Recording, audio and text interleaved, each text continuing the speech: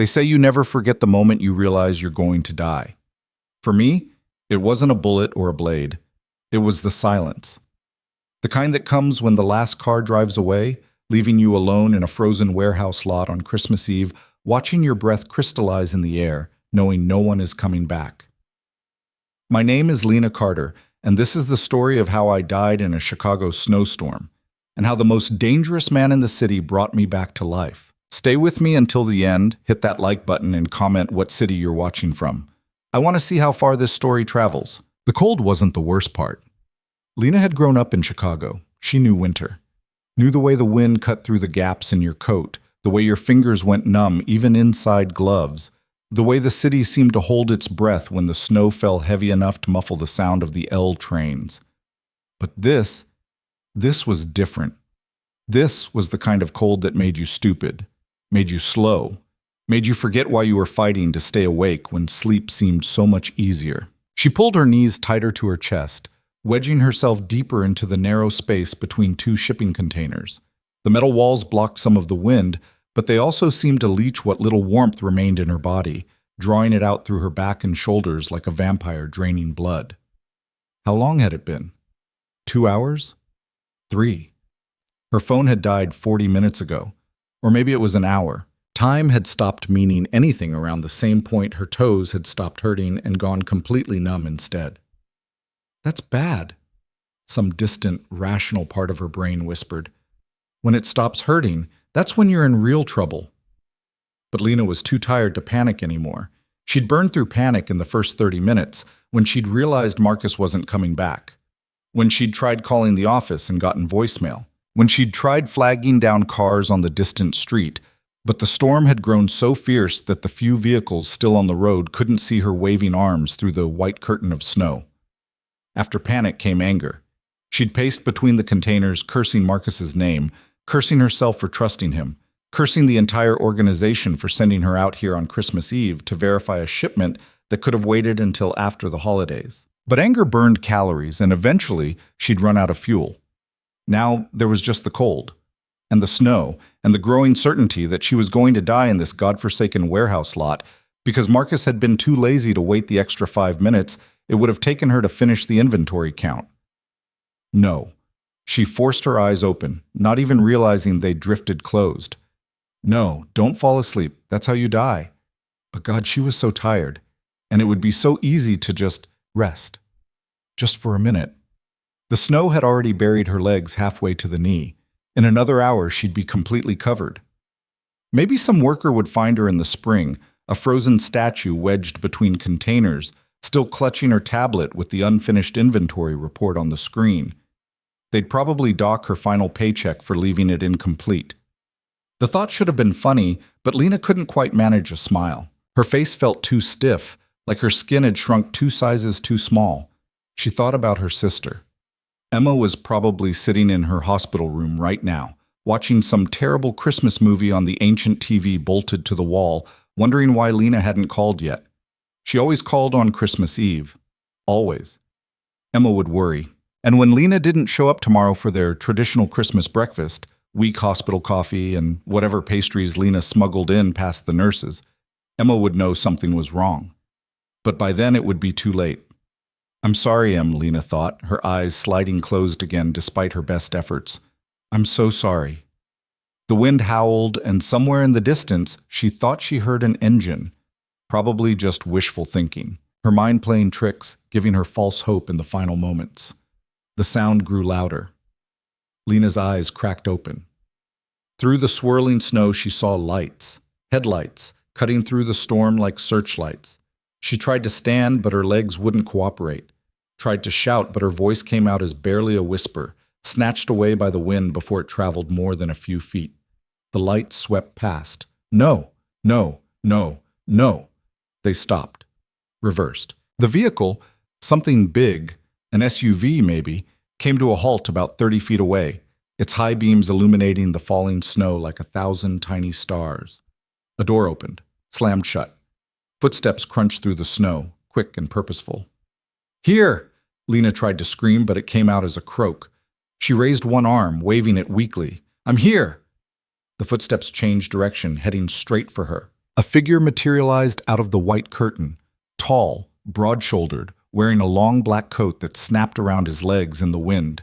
She couldn't make out his face against the backlight, but something about the way he moved, the absolute confidence in his stride even through 8 inches of fresh snow, made her breath catch. He stopped in front of her, stared down at her huddled form. Jesus Christ. The voice was deep, rough, and absolutely furious. How long have you been out here?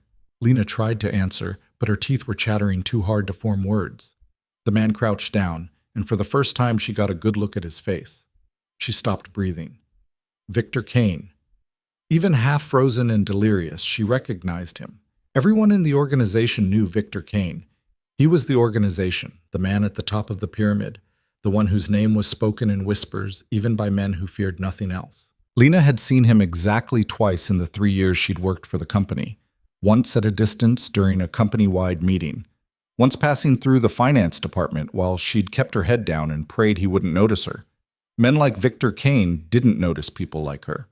She was a number on a spreadsheet, a cog in a very large, very dangerous machine. She processed invoices and tracked shipments and made sure the money flowed where it needed to flow. And in return, she got a paycheck large enough to cover Emma's medical bills and an apartment that didn't have rats. That was the deal. Keep your head down, do your job, don't ask questions, and maybe you'd survive long enough to get out. But now Victor Kane was crouching in the snow in front of her, and the expression on his face was the kind that usually preceded someone dying. Who left you here? His voice was very quiet, very controlled, which somehow made it more terrifying than if he'd been shouting. Marcus, Lena managed through chattering teeth. Marcus D. Donnelly. He was supposed to wait. Something flickered in Victor's dark eyes, something that made Lena very glad she wasn't Marcus right now. Can you walk? She tried to move her legs and gasped as pain shot through her feet and calves. I don't. Victor didn't wait for her to finish. In one smooth motion, he scooped her up, lifting her like she weighed nothing. Lena made a small sound of surprise, instinctively clutching at his coat. I've got you, he said, already striding back toward the SUV. You're safe now. Safe. The word sounded strange coming from him. Victor Kane wasn't safe. He was dangerous, deadly, the kind of man who built an empire on violence and fear. But his arms were solid around her, and he was warm, so impossibly warm after hours in the cold, and Lena couldn't quite make herself care about danger when the alternative was freezing to death alone. He kicked the passenger door open and deposited her carefully into the seat, immediately cranking the heat up to maximum. Warm air blasted from the vents, and Lena whimpered as sensation started returning to her extremities in waves of pins and needles. Victor stripped off his coat and wrapped it around her, the fabric still warm from his body heat, and carrying the scent of expensive cologne and something else, something darker and more complex. Don't fall asleep, he ordered, moving around to the driver's side. I need you to stay awake. Talk to me. About what? Lena's teeth were still chattering, but the violent shaking was starting to subside. Anything. Your job. Why you were here. He threw the SUV into gear and pulled out of the lot, driving with one hand while pulling out his phone with the other. How long were you out there? 2 hours? Maybe 3? He swore, low and vicious, pressed a button on his phone. Someone answered on the first ring. Sir? I want Marcus Donnelly in my office in 1 hour, Victor said, his voice like ice. I don't care if you have to drag him out of his mother's Christmas dinner. Find him. Yes, sir. Right away. And get medical to my house. Tell them hypothermia, possible frostbite. Move. He ended the call and tossed the phone into the cup holder, returning both hands to the wheel. The storm was getting worse, visibility dropping to almost nothing, but he drove with the same confidence he'd shown walking through the snow, like the weather wouldn't dare interfere with his plans. I'm sorry, Lena said, though she wasn't entirely sure what she was apologizing for being a problem, for existing, for making Victor Kane personally come out in a blizzard on Christmas Eve. For what? He shot her a sharp glance. For not dying fast enough? The bitter humor in his voice startled a weak laugh out of her. For being trouble. You're not trouble. Marcus is trouble. and he's going to learn that very thoroughly tonight. There was a promise in those words that made Lena shiver for reasons that had nothing to do with the cold. He just forgot, she said. He didn't mean he left you to freeze to death in a warehouse lot. Victor's hands tightened on the wheel, knuckles going white. There is no acceptable explanation for that. No excuse, no mercy. The absolute finality in his voice silenced any further protests. They drove in silence for several minutes, the only sounds the howl of wind against the windows and the blast of the heater. Lena felt consciousness trying to slip away again, the warmth making her drowsy after so long in the cold. Stay awake. Victor's voice cut through the fog. Lena, look at me. She forced her eyes open, turned her head to meet his gaze. What were you doing out there? He asked. Specifically, inventory, she said, the words coming easier now as her body temperature slowly climbed back toward normal. End-of-year reconciliation for the Western warehouse. Marcus was supposed to drive me, wait while I did the count, drive me back. And he left because I was taking too long. He had plans. Dinner with his girlfriend. She closed her eyes, exhaustion pulling at her. Said he'd send someone back for me. He didn't. No. More silence. When Victor spoke again, his voice was softer, but somehow more dangerous. Did you call anyone? Tried. Phone died. And the storm... She gestured weakly at the white chaos beyond the windows. Couldn't walk out. Too far. Too cold. Too cold. So you were just going to wait there until someone found you? Didn't have much choice. You could have broken into one of the warehouses, found shelter. Lena almost laughed. And tripped the alarms? Get myself shot by security? I know the rules. Don't touch anything. Don't go anywhere you're not supposed to be. And definitely don't break into company property. Victor was quiet for a long moment. You were willing to freeze to death rather than break a rule. I was willing to follow the rules and hope someone would realize I was missing before it was too late. That's... He trailed off, shaking his head. That's either incredibly loyal or incredibly stupid. Little of both, probably. That surprised another sharp glance from him. You have a sense of humor about almost dying. What else am I supposed to do? Cry. Lena pulled his coat tighter around herself.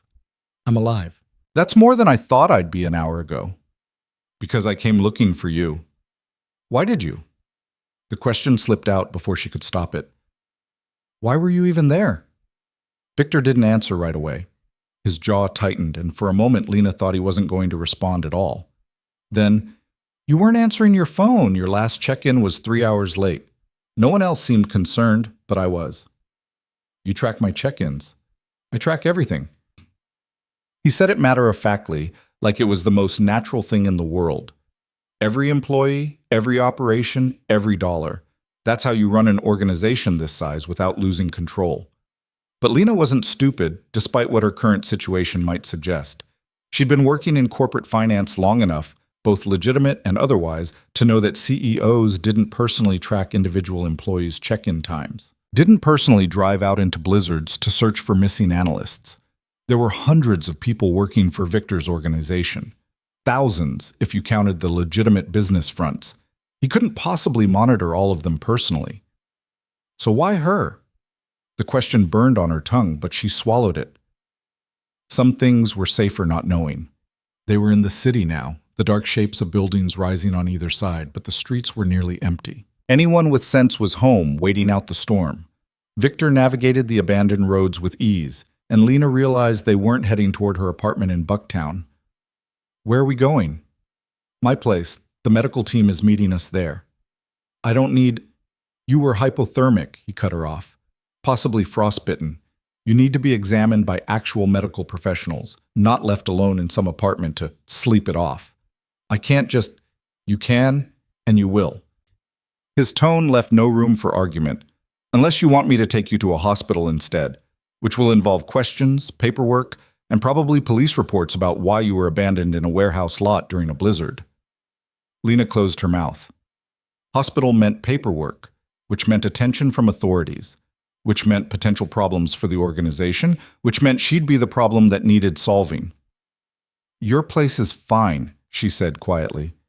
Victor nodded, satisfied. Smart girl. The praise shouldn't have warmed her more than the heated seats and blasting air vents, but somehow it did. They pulled up to a building in the Gold Coast that Lena recognized from the outside but had never been inside. Luxury condos, the kind that started at 7 figures and went up from there. Victor bypassed the main entrance and pulled into a private garage, using a keycard to access an elevator that went straight up without stopping. The penthouse, of course. The doors opened directly into a foyer that was bigger than Lena's entire apartment. Marble floors, modern art on the walls, floor-to-ceiling windows that would offer stunning views of the lake if not for the whiteout conditions outside. Victor guided her inside with a hand on her lower back, the touch both proprietary and protective. The medical team should be here in 10 minutes. Can you walk? Lena took a tentative step and winced as pain shot through her feet. Mostly. Without warning, Victor swept her up again, carrying her through the penthouse to a bedroom that was twice the size of any room Lena had ever slept in. He deposited her on the edge of a massive bed, then disappeared into what she assumed was a closet. He returned with clothes, sweatpants, a t-shirt, thick socks. Change out of those wet things. I'll get you something warm to drink. I can do it, Lena. The use of her first name stopped her protests cold. You're still shaking. Get warm, get dry, and stop arguing with me. He left before she could respond, closing the door behind him. Lena sat there for a moment, trying to process what was happening. She was in Victor Kane's penthouse, in his bedroom, wearing his coat and about to put on his clothes. This was insane. This was dangerous. This was so far outside the normal order of things that she half wondered if she'd actually frozen to death in that warehouse lot, and this was some bizarre dying hallucination. But the cold ache in her extremities felt too real to be a dream, and Victor Kane had felt very solid when he'd carried her. So she peeled off her wet clothes with numb fingers, wincing at the red marks and white patches on her skin, and pulled on the dry things he'd provided. The sweatpants were massive on her, the t-shirt hung to her knees, but they were warm and soft, and they smelled like expensive detergent, and maybe, faintly, like him. She was sitting on the edge of the bed, trying to work feeling back into her toes, when the bedroom door opened. Victor entered carrying a mug of something that steamed and smelled like honey and whiskey. Drink, he ordered, pressing it into her hands. Slowly. Your core temperature is still too low to handle anything too hot too fast. Lena sipped obediently. The liquid burned going down but spread warmth through her chest, and she sighed involuntarily. Victor watched her with an intensity that should have been uncomfortable but instead felt safe. Like he was cataloging every detail, making sure she was okay. Thank you, Lena said quietly, for finding me, for this, for... Don't. He cut her off. Don't thank me for basic human decency. I think we both know you didn't come looking for me out of basic human decency.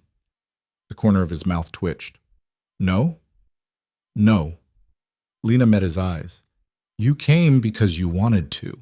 I just don't know why. For a long moment, Victor just looked at her. Then he moved closer, sitting on the bed beside her, close enough that she could feel the heat radiating from his body. You really don't know, do you? His voice was quiet, almost wondering. Know what? How many times you've caught my attention? How many times I've watched you walk through my building, head down, focused on your work, never looking around, never playing politics, never trying to use your position for leverage. Lena's breath caught. You've been watching me? For 3 years. He said it like he was confessing to something. Since the day you walked into that interview and told me exactly how much we were losing to skimming in the Eastern Division, down to the dollar. Do you remember that?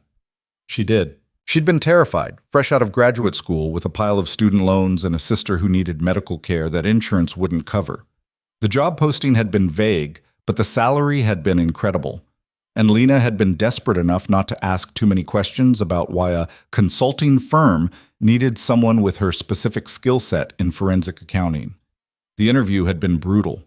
They'd given her a week's worth of financial records and told her to find the problems. She'd found 17, including a long-running embezzlement scheme that had siphoned off nearly $2 million over 5 years. She'd presented her findings expecting to be shown the door. You didn't get jobs like this by being smarter than the people already working there. Instead, they'd hired her on the spot. She'd met Victor Kane for exactly 90 seconds during that interview. He'd asked her one question. If you found out someone in this organization was stealing from me, what would you do? Lena had looked him in the eye and said, depends on who it was and how much they were stealing. Small amounts, long tenure, probably personal problems. I'd flag it for intervention. Large amounts, calculated theft. I'd build an airtight case and hand it to whoever handles your internal security. He'd smiled. It hadn't been a nice smile. You're hired, he'd said, and walked out. And Lena had spent the next 3 years with her head down, doing exactly what she'd promised, finding leaks, stopping theft, making sure every dollar was accounted for. She thought she was invisible. Apparently she'd been very, very wrong. I don't understand, she said slowly. Why would you? Because you're honest. Victor's hand came up, fingers brushing a strand of damp hair back from her face. In a world full of liars and thieves, you're honest. You do your job, you don't steal, you don't scheme, you don't play games. Do you have any idea how rare that is? I'm not special, you're extraordinary. His thumb traced along her jawline and Lena's breath stuttered. You're smart, loyal, and so determined to do the right thing that you'd rather freeze to death than break a rule. And tonight, when some careless bastard left you to die, I realized something. What? That I can't keep pretending I don't want you. The words hung in the air between them, impossible and dangerous and absolutely sincere. Lena should have pulled away, should have stood up, made excuses, put distance between herself and this man who could end her life with a phone call. Instead, she heard herself whisper, "Want me for what?" Victor's smile was slow, dangerous, and entirely predatory. Everything. Before Lena could process that, there was a knock at the door. "Sir?" a voice called from the hallway. "Medical team is here." Victor didn't look away from Lena. "Give us a minute." "Yes, sir." "This conversation isn't over," he said quietly, standing up. "But first we make sure you're okay." "Understood?" Lena nodded, not trusting her voice. He touched her face once more, a fleeting brush of his fingers, and then he was gone, leaving her alone with a half-empty mug of honey whiskey and thoughts that spun in directions she'd never let them go before. The medical examination was thorough and professional. The doctor, a middle-aged woman who asked no questions about why Lena was in Victor's penthouse wearing his clothes, declared her lucky. Mild hypothermia, no frostbite, though her extremities would be tender for a few days. Rest, warmth, and hydration were prescribed, along with a warning to watch for any signs of complications. Victor stood in the doorway the entire time, arms crossed, watching with that same intense focus he'd shown in the car. When the doctor left, he came back to the bed. "You're staying here tonight." It wasn't a question. "I should go home," Lena said weakly. "My sister will worry." "Your sister is in the hospital. I already had someone call and tell her you're safe, but snowed in with a friend. She won't worry." Of course he knew about Emma. He probably knew everything about Lena, her address, her bank account balance, her coffee order, the name of every doctor who'd ever treated her sister. The thought should have been creeping. Instead, it was almost comforting. "You've thought of everything," she said. "I always do." He sat beside her again. "How are you feeling?" "Tired, sore, confused." "About what I said before?" "About all of this." Lena gestured vaguely at the room, at him, at the situation. 6 hours ago, I was just another analyst. Now I'm in your home, and you're telling me you've been watching me for 3 years and I don't know how to process any of that. You don't have to process it tonight. Tonight, you just need to rest. And tomorrow? Tomorrow, we talk. His hand found hers, fingers lacing together. Tomorrow, you decide if you're brave enough to want me back. Lena's heart hammered against her ribs. And if I'm not, then nothing changes. You go back to your apartment, back to your job, and we pretend this conversation never happened. His thumb stroked across her knuckles. But I think you are brave enough. I think you've been brave your whole life, just in ways that don't look like courage from the outside.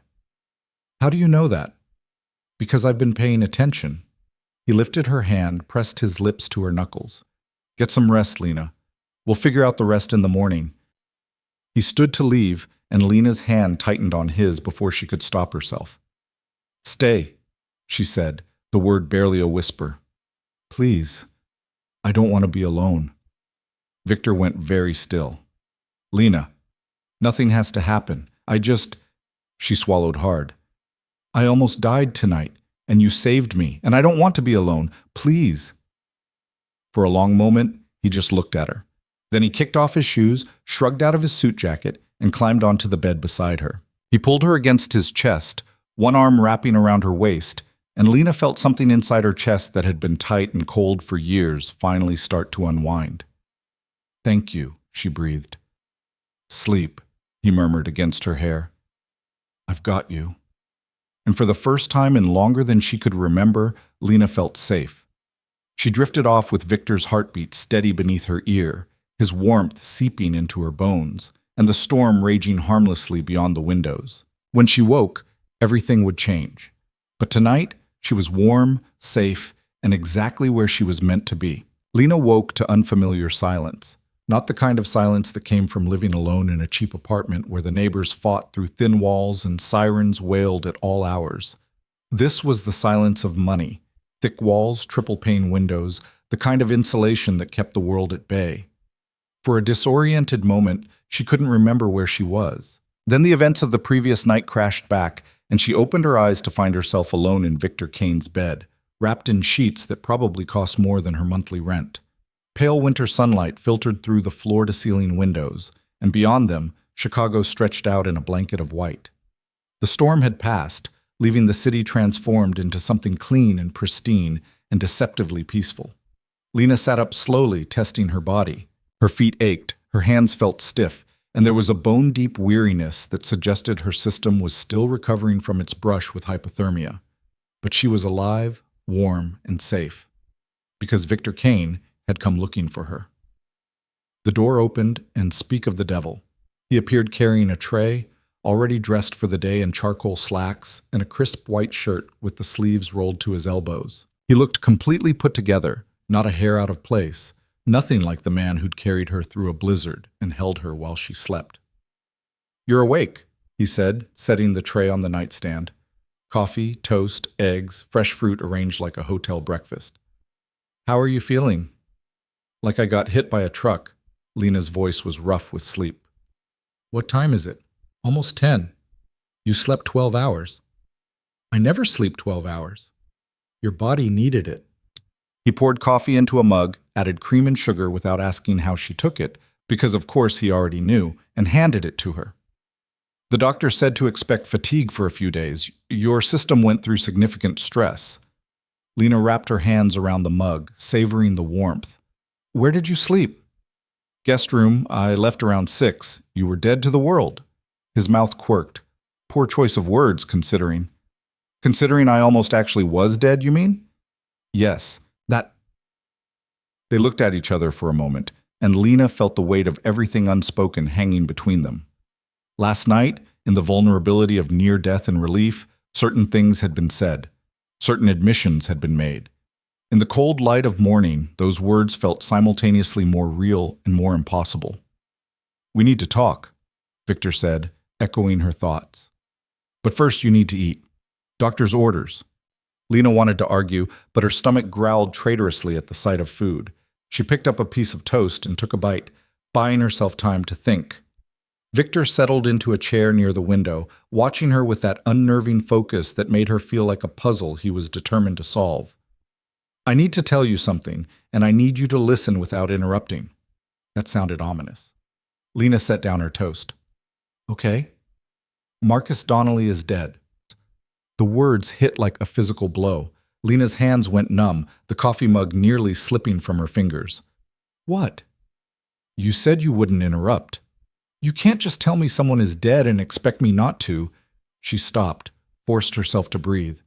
How? Car accident? Lost control on the ice around 3 this morning, went into the Chicago River. Victor's voice was completely neutral, delivering the information like a weather report. They pulled his body out an hour ago. Lena's mind raced. Marcus was dead. Marcus, who'd left her in that warehouse lot, who'd forgotten about her, who'd almost killed her through sheer negligence. Marcus, who Victor had been furious with last night. Tell me it was actually an accident, she said quietly. Victor raised an eyebrow. Why would you think otherwise? Because you told someone to have him in your office in an hour. Because you were angry. Because, she met his eyes, because I know what you are. And what am I, Lena? Dangerous. The word came out steadier than she felt. Powerful. The kind of man who doesn't tolerate failure and definitely doesn't tolerate someone nearly killing one of his people through carelessness. His people. Victor leaned forward, elbows on his knees. Is that what you think you are to me? Just another employee? I don't know what I am to you. That's the problem. He was quiet for a moment, studying her face. The accident was real. Black ice on the bridge, visibility near zero. He was driving too fast. The police report will confirm it. He paused. But I won't lie to you and say I'm sorry he's dead. If the ice hadn't killed him, I would have. The brutal honesty should have terrified her. Instead, Lena felt a strange sort of relief that he wasn't trying to pretend, wasn't insulting her intelligence by claiming the timing was purely coincidental. You would have killed him for leaving me there, she said slowly. Yes. Why? Because you're mine. The possessiveness in those 3 words sent heat curling through Lena's stomach. I'm not. You are. Victor stood, moved to the bed, sat on the edge close enough that she could feel his body heat. Maybe you don't know it yet. Maybe you've been telling yourself you're just another analyst, just another number, just another person trying to survive in a dangerous world. But you're not. You haven't been for a long time. Since when? Since the day I hired you and knew I'd made either the best decision or the worst mistake of my life. His hand came up, fingers tracing the line of her jaw. Do you know how many applicants we interviewed for that position? 47. 47 people with impressive credentials and sterling references, and none of them looked me in the eye the way you did. I thought I'd blown the interview. You challenged me. In a room full of people who make their living being dangerous, you looked at me and told me exactly what you'd do if you caught someone stealing from me, and you didn't flinch. His thumb brushed across her lower lip. I knew then. Knew you were different. Knew I wanted you. And I've spent 3 years trying to convince myself that wanting you was enough, that watching you from a distance was enough, that I could keep you at arm's length and be satisfied with that. What changed? You almost died. His voice roughened. I got the notification that you'd missed your check-in, and something in my chest went cold. I told myself you were fine, probably just phone problems, the storm interfering with signals. But I couldn't let it go, couldn't stop seeing you in my mind, alone somewhere, needing help. So you went looking. I went looking, and when I found you huddled between those containers, so cold you couldn't even speak, he stopped, jaw tightening. I realized distance wasn't protecting either of us. It was just wasting time. Lena's heart hammered against her ribs. Victor, I can't. We work together. You're my boss. The power dynamic alone is a problem, yes, which is why we're going to address it. He pulled back slightly, giving her space to breathe. I'm not going to force anything, Lena. I'm not going to use my position to pressure you, but I'm also not going to lie and pretend I don't want this. Want you. So I'm giving you a choice. What kind of choice? You can walk away. Go back to your apartment, go back to your job, and we'll never speak of this again. I'll make sure you're transferred to a different department, different manager, so there's no conflict of interest. You'll keep your salary, your benefits, everything. No retaliation, no consequences. Or you stay. You acknowledge that this thing between us is real, and we figure out what it means together. His eyes locked on hers, dark and intense and utterly serious. But if you stay, Lena, you need to understand what you're agreeing to. I'm not a good man. I've done things that would make you run screaming if you knew the details. The world I live in is dangerous, violent, and unforgiving. And if you become mine, truly mine, that danger extends to you. I already work for you. I'm already in danger. Not like this. Right now, you're an employee, valuable, yes, but ultimately replaceable. If you become more than that, if you become someone I care about, someone I claim as mine, he shook his head. My enemies will see you as a weakness to exploit, a target, and I have a lot of enemies. Lena should have been terrified, should have taken the out he was offering, walked away, gone back to her safe, quiet, invisible life. But she kept thinking about last night, about the absolute certainty in his voice when he'd said he'd found her, the fury on his behalf when he'd learned Marcus had abandoned her, the way he'd held her while she slept, like she was something precious and breakable. No one had ever made her feel precious before. "Can I ask you something?" she said. "Anything." "Last night you said you've been watching me for 3 years. What did you see?" Victor considered the question. "I saw someone who works twice as hard as anyone else and never complains, who stays late to triple-check figures, who catches mistakes that would have cost us millions, who treats the cleaning staff with the same respect as the executive team. I saw someone who visits her sister in the hospital every Sunday without fail, who brings coffee to the night security guards, who remembers people's birthdays." He paused. "I saw someone kind in a world that punishes kindness, someone honest in a sea of liars, someone strong in ways that don't look like strength. That's just being a decent person. In my world, decent people don't survive. They get eaten alive, used up, discarded. But you survived. You're still here, still decent, still kind. That takes a special kind of strength." Lena looked down at her hands, wrapped around the now lukewarm coffee. "I'm not special, Victor. I'm just trying to take care of my sister." "Emma." He said her name like he knew her, which he probably did from whatever background check he'd run 3 years ago. Stage 4 lymphoma. Multiple rounds of failed treatment. Currently in a clinical trial that's her last real hope. The trial is expensive. Insurance doesn't cover experimental treatments. Lena's throat tightened. "That's why I took this job. That's why I've stayed, even when I figured out the company wasn't exactly legitimate, because the money is good enough to keep Emma alive. And if I could guarantee Emma's treatment, make sure she gets the best care available, cost not an issue." Lena's head snapped up. "You can't just—" "I can. I have connections with every major hospital in Chicago, research facilities across the country. One phone call, and Emma moves to the top of every transplant list, gets access to treatments that aren't even publicly available yet." He tilted her chin up, making her meet his eyes. "I'm not saying this to buy you, Lena. I'm saying it because if you're mine, your family is mine, your problems are mine, and I take care of what's mine." Tears burned behind Lena's eyes. "Why would you do that?" "Because I want you to choose me for the right reasons. Not because you're desperate, not because you need the money, but because you want this as much as I do." His thumb caught a tear that escaped, wiping it away gently. "So I'm removing the financial pressure. Emma gets the treatment regardless of what you decide. That's non-negotiable. That's not fair. Life isn't fair. I learned that lesson young and hard, but I have power and money and resources, and I'm going to use them to help someone who deserves it. Emma deserves to live, and you deserve to make this choice freely." Lena couldn't speak past the lump in her throat. For 3 years, she'd carried the weight of Emma's illness alone, made every decision based on what would keep the money flowing, sacrificed any chance at a normal life for the sake of medical bills. And Victor was offering to take that weight away, not as a bribe, not as leverage, but as a gift, freely given, regardless of what she chose. "I need time," she finally managed, "to think, to process all of this. Take all the time you need. The guest room is yours for as long as you want it. The storm made a mess of the city. Roads are still being cleared. Public transit is a disaster. You shouldn't go home until things are safer anyway. My apartment is fine.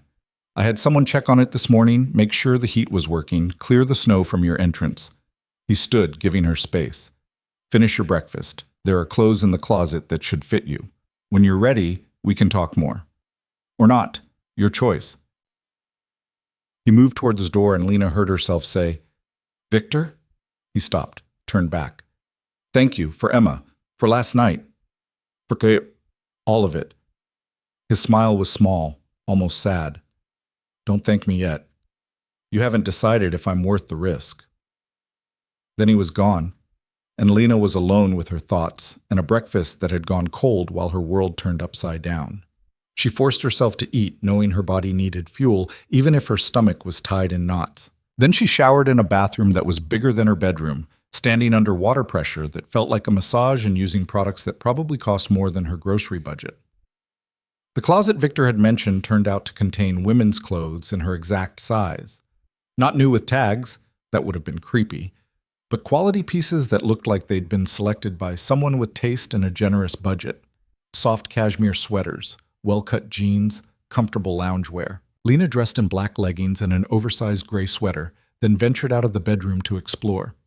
The penthouse was massive, all clean lines and modern design, with art on the walls that was probably worth more than she'd earn in a lifetime. Floor-to-ceiling windows offered views of the snow-covered city and the frozen lake beyond. It should have felt cold, impersonal, but there were small touches that suggested someone actually lived here. A book left open on the coffee table, a coffee mug on the kitchen counter, a jacket thrown over a chair. She found Victor in what appeared to be a home office, sitting behind a desk with multiple monitors, talking on the phone in a language she didn't recognize. He saw her in the doorway and held up one finger. 1 minute. Lena nodded, settling into a leather chair near the window to wait.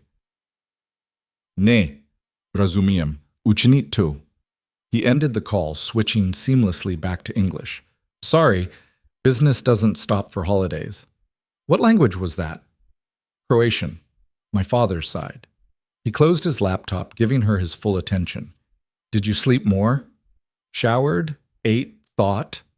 And? Lena took a breath. I have questions.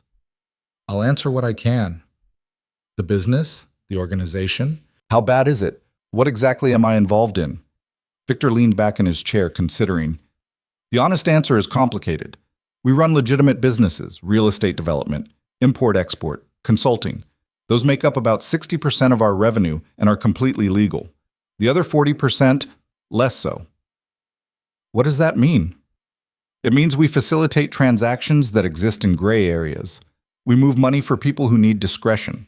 We provide protection for businesses that can't go to the police. We broker deals between parties who don't trust each other. He paused. And yes, sometimes we use violence to enforce agreements or protect our interests.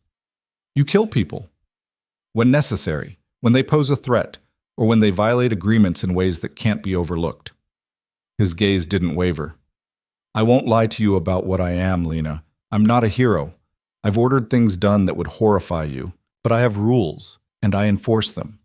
No innocent casualties, no involvement in drugs or human trafficking, no harming anyone who isn't part of this world. And Marcus?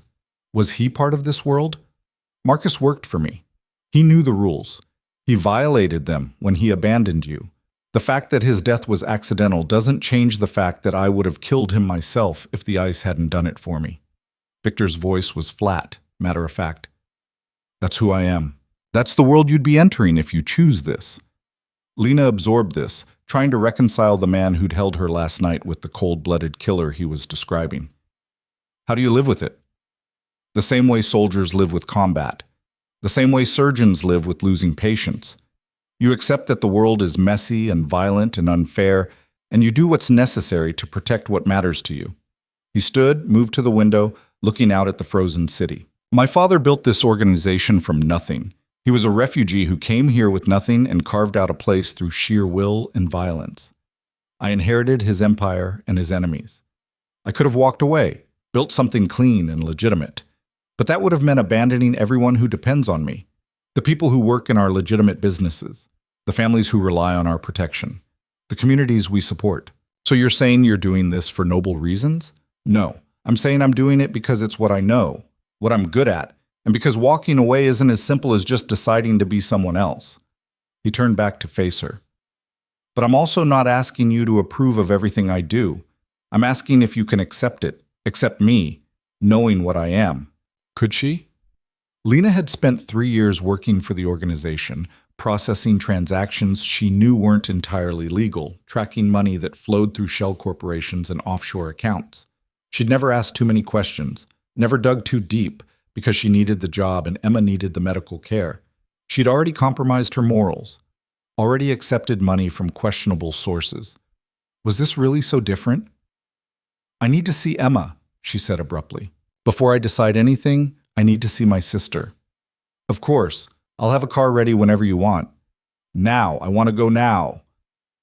Victor pulled out his phone, sent a quick text. Give me 10 minutes to make arrangements. The roads are still dangerous. I'm coming with you. You don't have to, Yes, I do. You're still recovering, and I'm not letting you navigate icy roads alone. His tone left no room for argument. Besides, it's time I met Emma properly. Lena's stomach flipped. She doesn't know about any of this. I won't say anything you don't want me to say. As far as she knows, I'm just your boss checking in on a valued employee who had a rough night. 20 minutes later, they were in the back of a black SUV being driven by a silent man who navigated the snow-covered streets with professional ease. Victor sat beside her, close enough that their shoulders brushed, his presence both comforting and unsettling. "What should I tell her?" Lena asked quietly. "About last night?" "The truth, minus the nearly dying part. You were working late, got caught in the storm, stayed with a colleague. She doesn't need to know how close it was." "She'll worry anyway. She always does." "Tell me about her." So Lena did, filling the drive with stories about Emma, how she'd been diagnosed 2 years ago, how she'd fought through treatment with stubborn determination, how she never complained even when the pain was unbearable, how she was only 23 and should have been finishing college, starting a career, falling in love, not lying in a hospital bed fighting for every breath. Victor listened without interrupting, and when she finished, he said quietly, "She sounds like you. Strong in ways that don't look like strength. She's stronger than me. I would have given up by now." "No, you wouldn't. You're still here, still fighting, still taking care of her. That's strength, Lena." The hospital was the same as it always was. Too bright, too clean, smelling of disinfectant and despair. Lena led Victor through familiar corridors to the oncology wing, nodding to nurses who knew her by name. Emma's room was at the end of the hall, and through the window in the door, Lena could see her sister sitting up in bed, reading a book. She looked better than she had in weeks.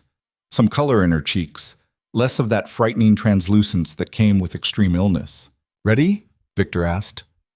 Lena nodded and pushed open the door.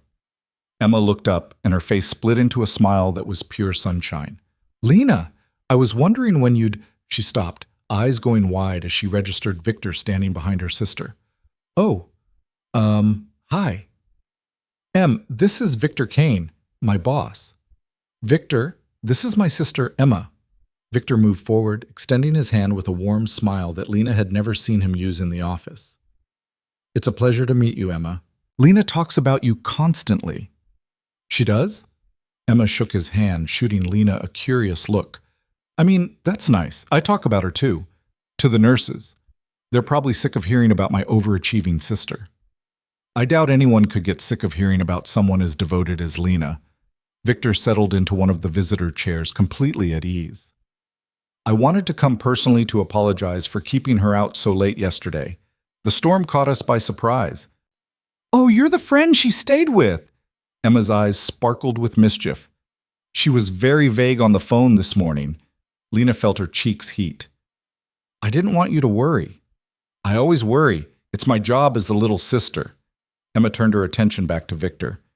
"So you're the mysterious boss who pays well enough that Lena can afford this place. I always wondered what kind of person could command such loyalty." "Your sister is exceptional at what she does. I'm lucky to have her." "She is exceptional." Emma's expression softened.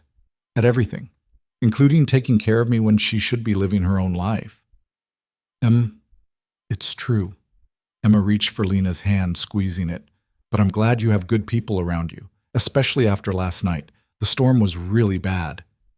They talked for nearly an hour, Emma asking Victor questions about the company, carefully vague questions that he answered with practiced ease. Lena watched the interaction, marveling at how naturally Victor adapted his demeanor, becoming someone warm and approachable instead of the cold, dangerous man she knew him to be.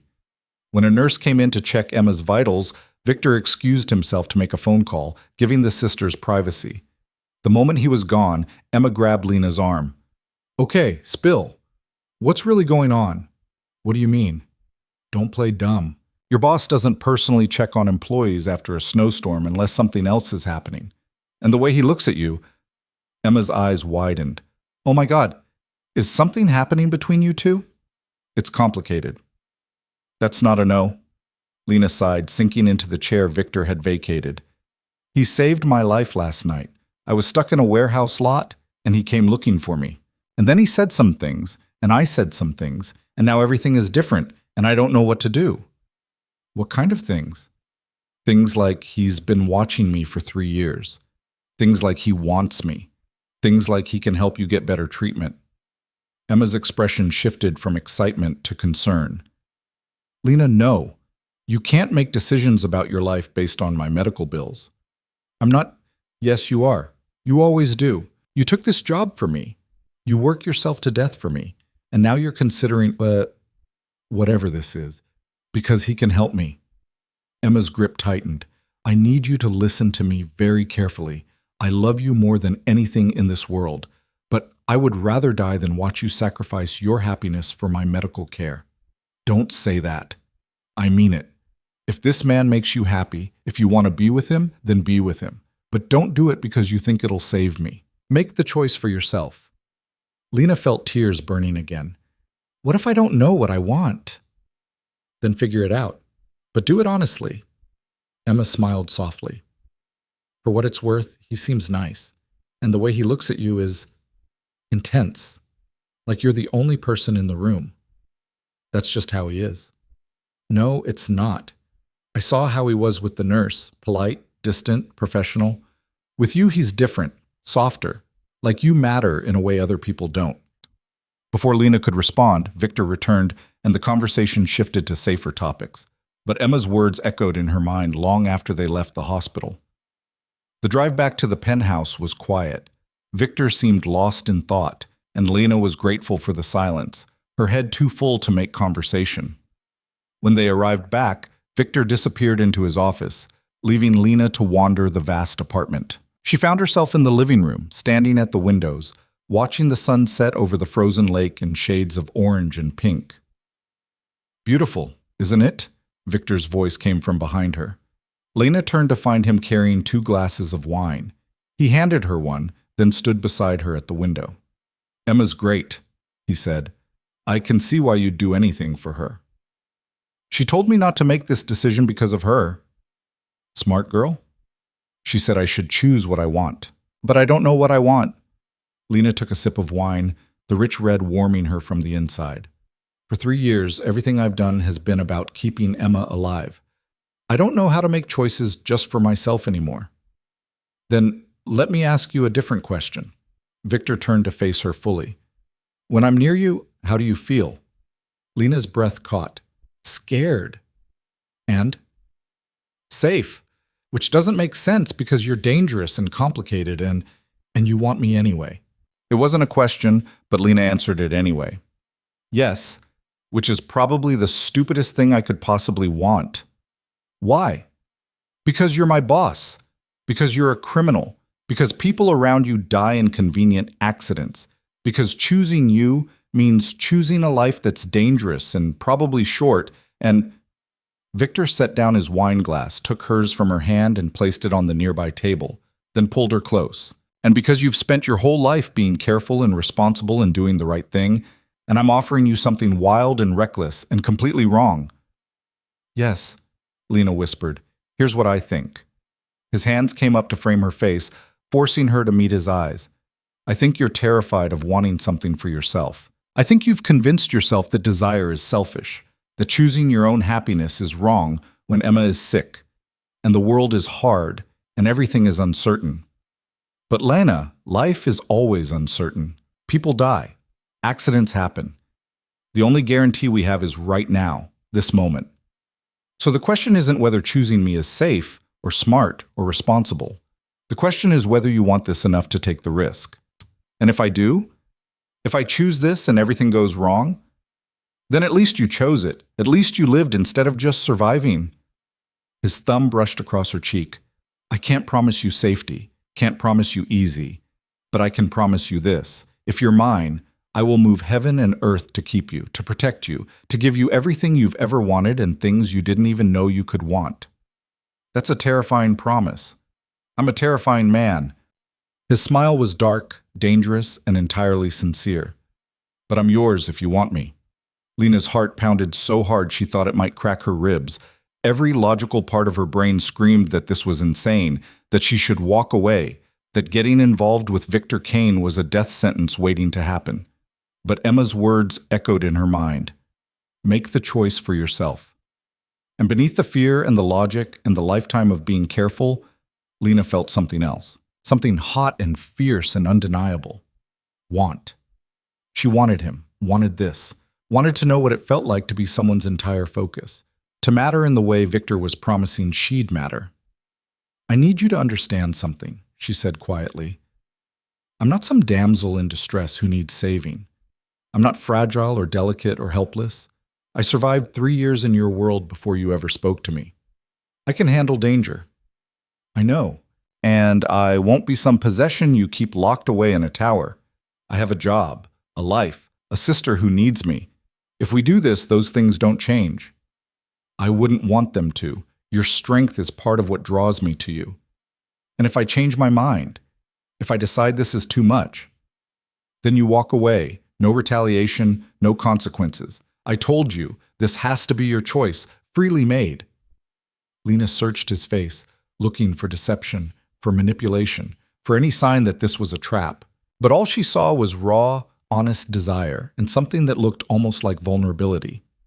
Victor Kane, the most dangerous man in Chicago, was offering himself to her without conditions. She should say no. She was going to say yes. Okay, she whispered. His eyes flared. Okay? Yes. I choose this. I choose you. Her hands fisted in his shirt. I'm probably going to regret it, and it's definitely going to be complicated and messy and dangerous, but I choose it anyway. The smile that crossed Victor's face was pure triumph. Say it again. I choose. He kissed her before she could finish, claiming her mouth with an intensity that stole her breath and made her knees go weak. Lena melted into him, her hand sliding up to tangle in his hair, kissing him back with 3 years of suppressed want, and this is a terrible idea, and I don't care anymore. When they finally broke apart, both breathing hard, Victor pressed his forehead to hers. You have no idea how long I've wanted to do that. 3 years, apparently. 3 years, 2 months, and 16 days. But who's counting? Lena laughed, the sound surprising her. When was the last time she'd laughed like this, free and genuine and uncomplicated? What happens now? She asked. Now we figure it out together. He pressed a kiss to her temple, then her cheek, then the corner of her mouth. One day at a time, one choice at a time, starting with this, stay here tonight. Tomorrow, we'll move your things from your apartment. The day after, we'll get Emma transferred to the best facility in the city, and we'll build from there. That simple? That simple. That complicated. His arms tightened around her. But we do it together. And standing there in Victor Kane's arms, watching the last light fade over the frozen city, Lena felt something she hadn't felt in years. Hope. That first night changed everything and nothing all at once. Lena woke the next morning tangled in sheets that smelled like Victor, her body warm and languid in a way she couldn't remember ever feeling before. The space beside her was empty but still held his heat, and she could hear the distant sound of him moving through the penthouse, the soft clink of coffee cups, and the low murmur of his voice on the phone. For a moment, she let herself just exist in this new reality. She'd chosen this, chosen him, chosen to step out of the careful, controlled life she'd built and into something wild and uncertain and terrifying. The bedroom door opened, and Victor appeared carrying a tray. He was already dressed in another perfectly tailored suit, looking like he'd stepped out of a magazine spread, while Lena was fairly certain her hair resembled a bird's nest. You're awake, he said, setting the tray on the nightstand. Coffee, pastries, fresh fruit. I have meetings all morning, but I've arranged for a moving company to pack your apartment this afternoon. Anything you want to keep comes here. Anything you don't, we'll donate or dispose of. Lena sat up, pulling the sheet around herself. You're moving fast. I've waited 3 years. I'm done moving slow. He sat on the edge of the bed, handing her coffee prepared exactly how she liked it. Unless you've changed your mind. No, just processing. She took a sip, the caffeine hitting her system like a blessing. My lease isn't up for another 6 months. I'll buy out the contract, add it to the list of things you don't need to worry about anymore. Victor, I can't let you just... Yes, you can. His hand cupped her face, thumb stroking her cheek. This is what it means to be mine, Lena. I take care of things. I remove obstacles. I make your life easier so you can focus on what matters. And what matters? You, Emma, us. He pressed a kiss to her forehead. In that order. Everything else is just logistics. It should have felt overwhelming, this casual takeover of her life. But instead, Lena felt something loosen in her chest, some knot of tension she'd been carrying for so long she'd forgotten it was there. I need to go to work, she said, to my actual job. I have reports due, accounts to reconcile. You're taking the week off. Doctor's orders. You need rest and recovery from the hypothermia. I feel fine. You almost died 3 days ago. You're resting. His tone left no room for argument. Besides, we need to get you set up properly. New phone, new security protocols, new everything. You're not just an analyst anymore. You're someone people will notice, and we need to make sure you're protected. The reality of what she'd agreed to started sinking in. People are going to talk about us, about why I'm suddenly living with the boss. Let them talk. Anyone stupid enough to say something to your face will learn very quickly why that's a mistake. Victor's smile was sharp enough to cut. And anyone smart will keep their thoughts to themselves and their jobs. You can't just threaten everyone who gossips about me. Watch me. Despite herself, Lena laughed. You're impossible. I'm effective. There's a difference. He stood, straightening his tie.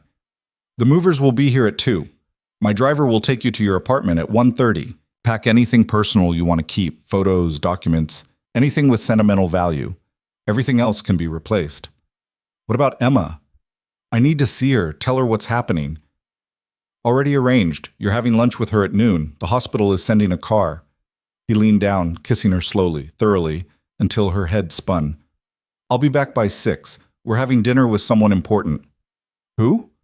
My second in command, Alex Volkov. He needs to meet you properly, understand what you mean to me. Victor's expression turned serious. Alex is the closest thing I have to a brother. He's loyal, dangerous, and very protective of me and mine, which means he's going to be protective of you too once he understands the situation. And if he doesn't approve? He will. Alex is smart enough to see what I see in you. Victor kissed her once more, quick and possessive. Get some rest. Eat. I'll see you tonight. Then he was gone, leaving Lena alone with her thoughts and a cup of coffee that had somehow become a symbol of how thoroughly her life had changed. By noon, she was dressed in clothes from the mysterious closet, designer jeans that fit perfectly, and a cashmere sweater in deep burgundy that felt like wearing a cloud. A car arrived precisely on time, driven by the same silent man from the previous day, and delivered her to the hospital with military precision. Emma was sitting up in bed when Lena arrived, looking more alert than she had in weeks. The nurses had mentioned that her latest round of treatment was showing promising results, that the experimental drug might actually be working. Lena wondered if Victor had already made calls, pulled strings, ensured Emma got the best possible care. You look different, Emma said immediately, eyes narrowing. What happened? Lena closed the door, ensuring privacy, and settled into the visitor's chair. I need to tell you something, and I need you to not freak out. That's a terrible way to start a conversation. I'm moving in with Victor. Emma's eyes went wide. As in, your boss, Victor? The guy who was here yesterday? Yes. Lena. Emma grabbed her hand, squeezing tight. Tell me everything, and I mean everything. So Lena did. She told her sister about the warehouse, about nearly freezing to death, about Victor coming to find her, about his confession, his offer, the choice he'd given her. She left out the more dangerous details. Emma didn't need to know about Marcus's convenient accident or the full extent of what Victor's organization actually did. When she finished, Emma was quiet for a long moment. Then she said, Are you happy? The question caught Lena off guard. What? Are you happy? Not scared, not worried about me, not thinking about logistics, just happy. Lena thought about waking up in Victor's arms, about the way he looked at her like she was the most important thing in his world, about the feeling of being chosen, claimed, protected. Yes, she said softly.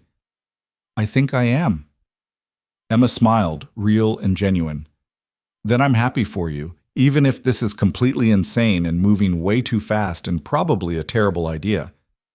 It is all of those things. But you're doing it anyway. I'm doing it anyway. Good. Emma squeezed her hand again. You deserve to be selfish sometimes, Lena. You've spent your whole life taking care of me. It's okay to let someone take care of you for a change.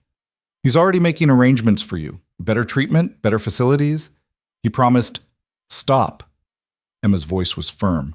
I meant what I said yesterday. Don't make this about me.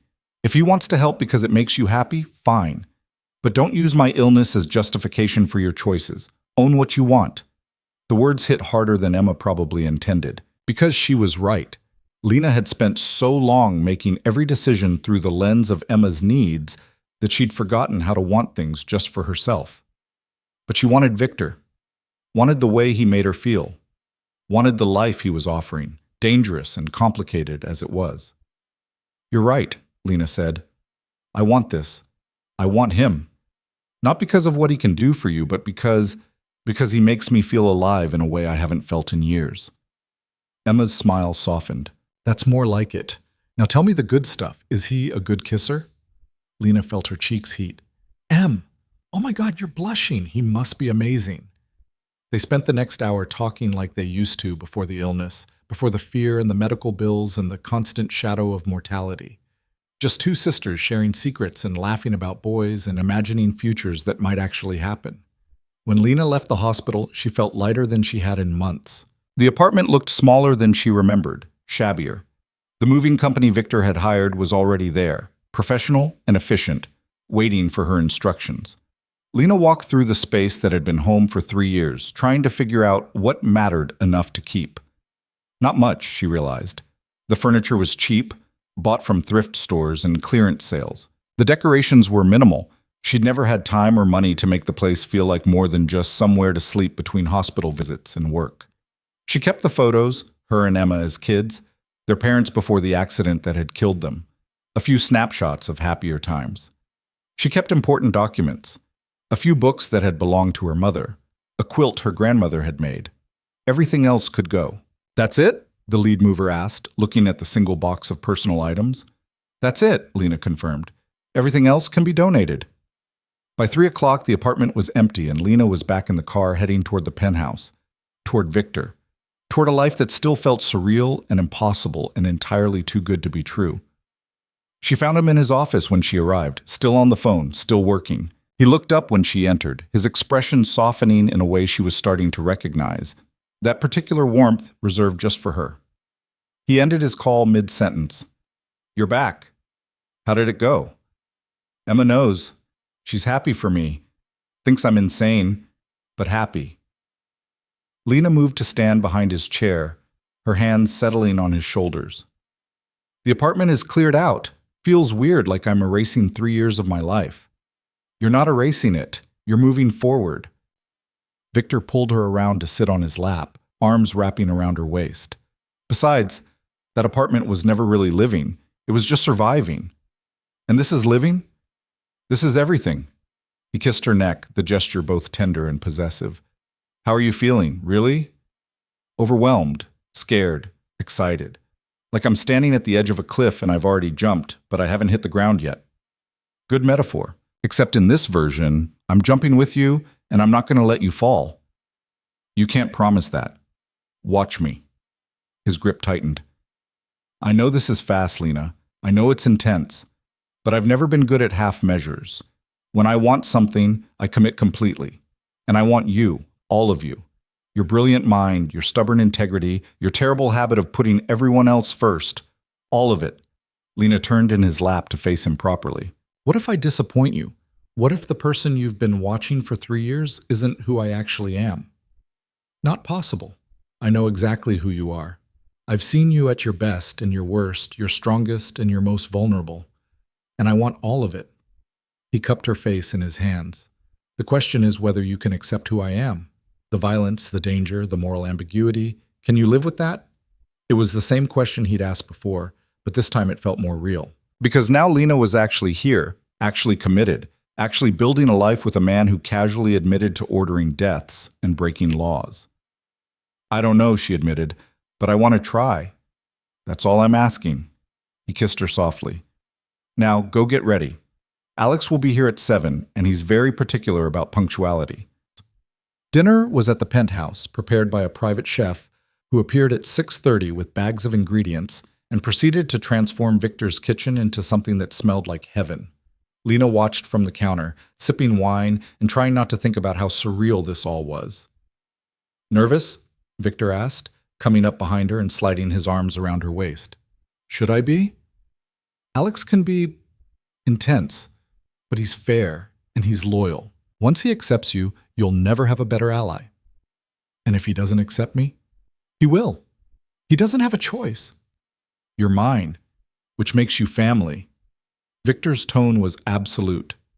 But it'll be easier if he likes you on your own merits. No pressure then. None at all. Victor kissed her temple. Just be yourself. That's all you need to be, MTE. Alex Volkov arrived at precisely 7 o'clock, and Lena understood immediately why Victor had warned her. He was tall, broad-shouldered, with ice-blue eyes that seemed to catalog everything in a single glance. His handshake was firm, his smile polite but reserved, and the way he looked at Lena felt like being X-rayed. "So you're the one who finally broke through Victor's walls," he said, his accent carrying traces of Russian. "I wasn't sure it was possible." "Neither was I," Lena admitted. That earned her a genuine smile. "Honest. Good. I hate people who play games." Dinner was surprisingly comfortable. Alex was sharp, funny when he wanted to be, and clearly devoted to Victor in a way that went beyond simple loyalty. They traded stories about the business, carefully edited for Lena's benefit, she suspected, and Alex asked her questions that seemed casual but were clearly designed to assess her. "So you're the one who caught the Dimitrov embezzlement," he said over dessert. "That was impressive work. Most people wouldn't have found that buried so deep." "Most people don't have my background in forensic accounting," Lena replied. "And most people don't have the patience to track financial irregularities through 15 shell corporations in 3 countries. She found $2 million we didn't even know we were missing," Victor added, pride evident in his voice. "Traced it back to a warehouse manager who'd been skimming for 5 years. "What happened to him?" Lena asked, then immediately wished she hadn't. Alex and Victor exchanged a look. "He's no longer a problem," Alex said carefully. "Right. Because in Victor's world, being a problem had permanent solutions." "I see that look," Alex said to Lena. "You're wondering if you can live with what we do. Fair question. Here's the truth. We're not good people. We break laws. We hurt people who cross us. We operate in shadows. But we also have rules. No innocence, no collateral damage. And we protect our own with everything we have. And I'm one of your own now. You're Victor's, which makes you ours. That means if anyone even looks at you wrong, they answer to both of us." Alex leaned back in his chair, studying her. "You understand what that means? The target it puts on you?" "I'm starting to." "Good. Because there are people who would love to hurt Victor through you. People who've been looking for a weakness for years." His eyes were hard now, all business. "We're going to assign you security. Personal protection whenever you leave the penthouse. New protocols for everything. Where you go, who you see, how you communicate. I can't live in a cage. You won't be, but you will be careful." Alex's expression softened slightly. "I'm not trying to scare you. I'm trying to keep you alive. There's a difference." Victor's hand found Lena's under the table, squeezing reassurance. "Alex is right. Things are going to change. But we'll do this together, and we'll find a balance between safety and freedom." "What about Emma? If there's a target on me, there's a target on her." "Already handled," Alex said. "As of this afternoon, your sister has round-the-clock security. Hospital staff have been vetted, visitors will be screened, and we've installed additional security measures on her floor." Lena's throat tightened. "You did all that in one day?" "We're efficient when properly motivated."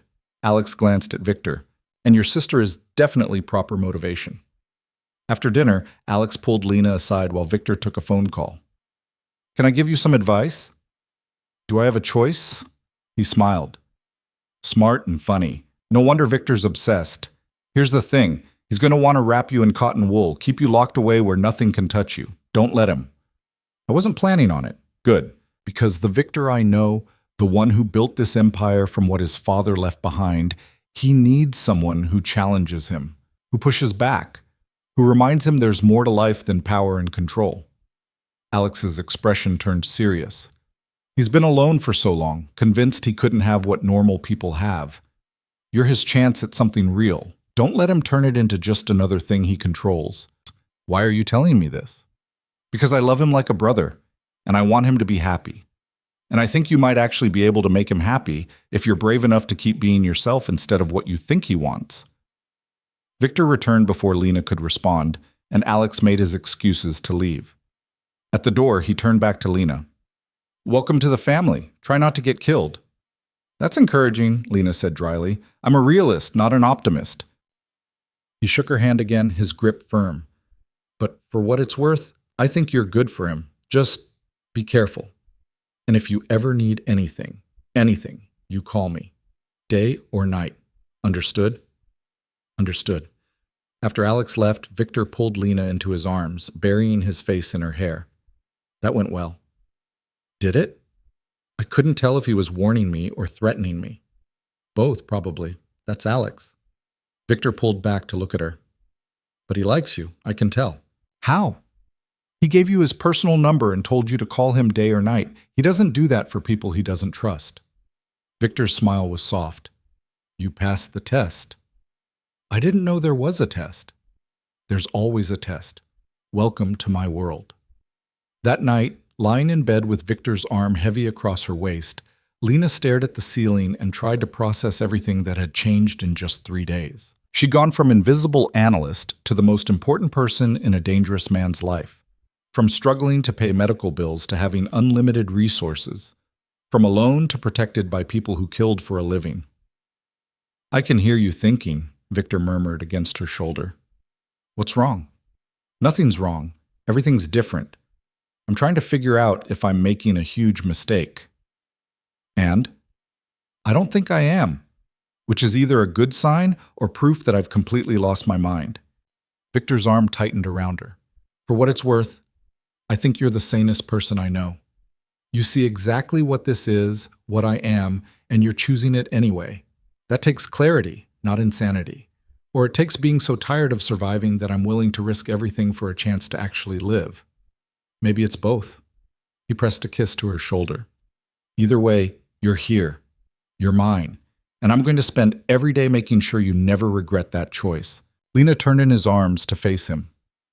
"What if something happens to you? What if one of these enemies you won't tell me about succeeds? What then?" "Then Alex takes care of you and Emma. I've already updated my will, my insurance, everything. If I die, you're both protected, set for life." "I don't want your money, Victor. I want you alive." "Good. Because I plan to be alive for a very long time." His hand slid up to cup her face. "I didn't wait 3 years to find the courage to claim you just to get myself killed now. I'm in this for the long haul, Lena. You're stuck with me. Promise?" "Promise." He kissed her, slow and deep and full of unspoken promises. "Now stop thinking and go to sleep. Tomorrow starts the real work." "What real work?" "Integrating you into my life properly. New security protocols, new accounts, new everything." Alex wasn't kidding about the changes. Victor's smile turned wicked. "Plus, I have a few ideas about how to spend our time now that you're not working this week." "What kind of ideas?" "The kind that require you to be well rested. So sleep." Lena laughed despite herself and settled against his chest, listening to the steady rhythm of his heartbeat. Tomorrow would bring new challenges, new dangers, new complications. But tonight, she was warm and safe and exactly where she wanted to be. For the first time in longer than she could remember, Lena fell asleep not worrying about tomorrow. Because tomorrow, whatever it brought, she wouldn't be facing it alone. She woke to Victor already on the phone, his voice low and sharp in a language she didn't recognize. She could tell from his tone that something was wrong, and when he ended the call and turned to her, his expression confirmed it. "What happened?" "Nothing you need to worry about right now. Business complication." But his jaw was tight, his shoulders tense in a way she was learning to recognize. "Victor," he sighed, running a hand through his hair. "Someone leaked information about us. About you. Photos from the hospital, details about Emma, speculation about our relationship. It'll be in the trades by this afternoon." Lena's stomach dropped. "How bad?"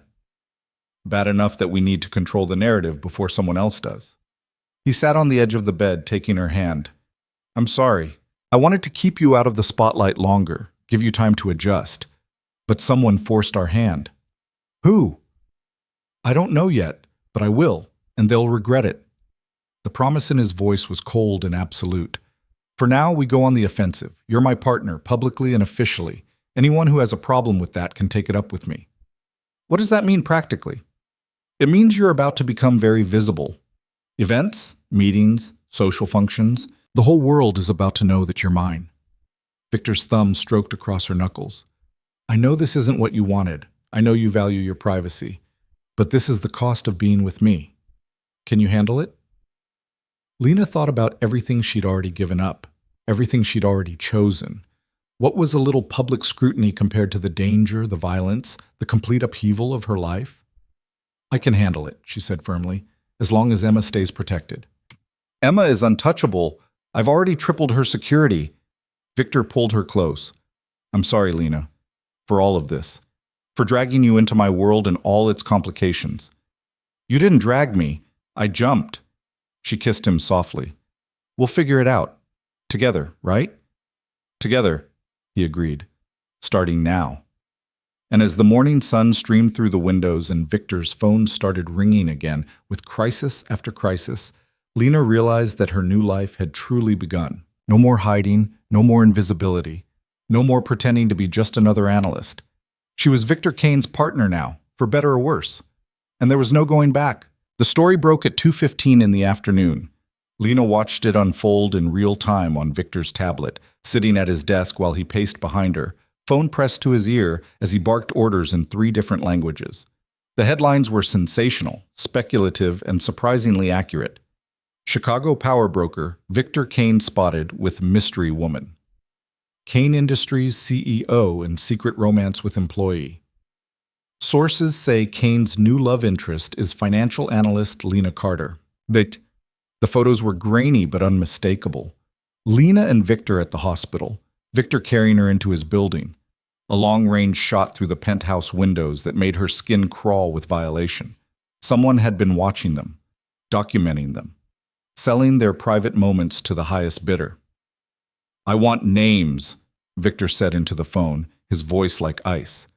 I want to know who took these photos, who bought them, and who leaked the information, and I want it within the hour. He ended the call and came to stand behind Lena, his hands settling on her shoulders. How are you holding up? I've been better. Lena scrolled through another article, this one speculating wildly about her background, her qualifications, whether she'd used her position to seduce her way into Victor's life. They're making me sound like some opportunistic gold digger. They're idiots fishing for clicks. Anyone who actually knows you would laugh at that characterization. His hands tightened slightly. But this is what I was afraid of. The scrutiny, the speculation, the complete invasion of your privacy. Can we sue them? We could, but that would just confirm the story and generate more attention. Victor moved around to perch on the edge of the desk, taking her hands in his. Better to control the narrative ourselves. Make an official statement. Appear together publicly. Show them there's nothing scandalous or secretive about our relationship. Except for the part where you run a criminal empire. His mouth quirked. Except for that, which they can speculate about all they want, but they'll never prove. Lena's phone buzzed for the 100th time. More messages from former colleagues, distant acquaintances, even people she barely remembered from graduate school, all suddenly very interested in her personal life. I should call Emma, she said, before she sees this and panics. Already done. Alex is with her now, making sure she's okay and explaining the situation. Victor's expression softened. She's worried about you, not herself. Wanted to know if you were being harassed. Am I being harassed? Not if I can help it. He pulled her to her feet into his arms. I'm sorry, Lena. I wanted to protect you from this part. The spotlight, the attention, the way people will pick apart every aspect of your life looking for scandal. It's not your fault. It is, actually. You became a target the moment I decided I wanted you, the moment I made you mine. His jaw tightened, and whoever leaked this information did it specifically to hurt us both, to expose you, to force my hand, to create chaos. So what do? We fight back. On our terms. Victor's phone buzzed, and he glanced at it. Alex found something. The photos came from a freelance photographer who's worked with the Kozlov organization before. The name meant nothing to Lena, but she saw Victor's expression darken. Who are the Kozlovs? Competitors, rivals who've been trying to move into my territory for the past year. Victor's voice was very quiet, very controlled. And now they're coming after you. Fear spiked through Lena's chest. Are we in danger? You're safe. I won't let anything happen to you. But there was something in his eyes that worried her, something dark and calculating. But they've made a mistake. They've shown their hand, and now I know who I'm dealing with. Victor, what are you going to do? What I always do. Protect what's mine. He kissed her forehead. Stay here. Don't leave the penthouse without security. I need to handle something. Victor, trust me, Lena. Please. He cupped her face, forcing her to meet his eyes. I know you want to be involved, want to help. But this is my world, and I know how to navigate it. Let me protect you. Every instinct Lena had screamed against being sidelined, against being treated like some fragile thing that needed protecting. But she also wasn't stupid enough to think she could handle whatever Victor was about to do. Okay, she said finally. But you come back. You promise me you come back. I promise. He kissed her, deep and thorough, like he was memorizing the taste of her. I'll be back by dinner. Alex is on his way here to stay with you. I don't need a babysitter. You need protection. There's a difference. Victor grabbed his coat, his phone already ringing again. I love you. The words stopped Lena's protest cold. He'd never said them before, never put that particular label on what they had. And now he was saying them while walking out the door to do something dangerous, and Lena felt her heart crack open with fear and want and something that might have been love echoing back. You can't just say that and leave, she managed. Victor turned back, his smile soft and sad and entirely genuine. I can, and I did, because you need to know. Whatever happens, however this plays out, you need to know that I love you, have loved you for longer than I should admit, and I'm going to spend the rest of my life proving it. Then he was gone, and Lena was alone with her racing heart and the growing certainty that something terrible was about to happen. Alex arrived 20 minutes later, carrying coffee and wearing an expression that suggested he knew exactly what Victor was planning and approved completely. He told you, Lena said flatly. He tells me everything. We don't keep secrets. Alex handed her a coffee, settled into the chair across from her. And before you ask, no, I can't tell you what he's doing. But I can tell you he'll be fine. Victor's been handling situations like this since he was 16. What kind of situations? The kind where people threaten what's his and learn very quickly why that's a fatal mistake. Alex's smile was sharp. The Kozlovs have been pushing boundaries for months.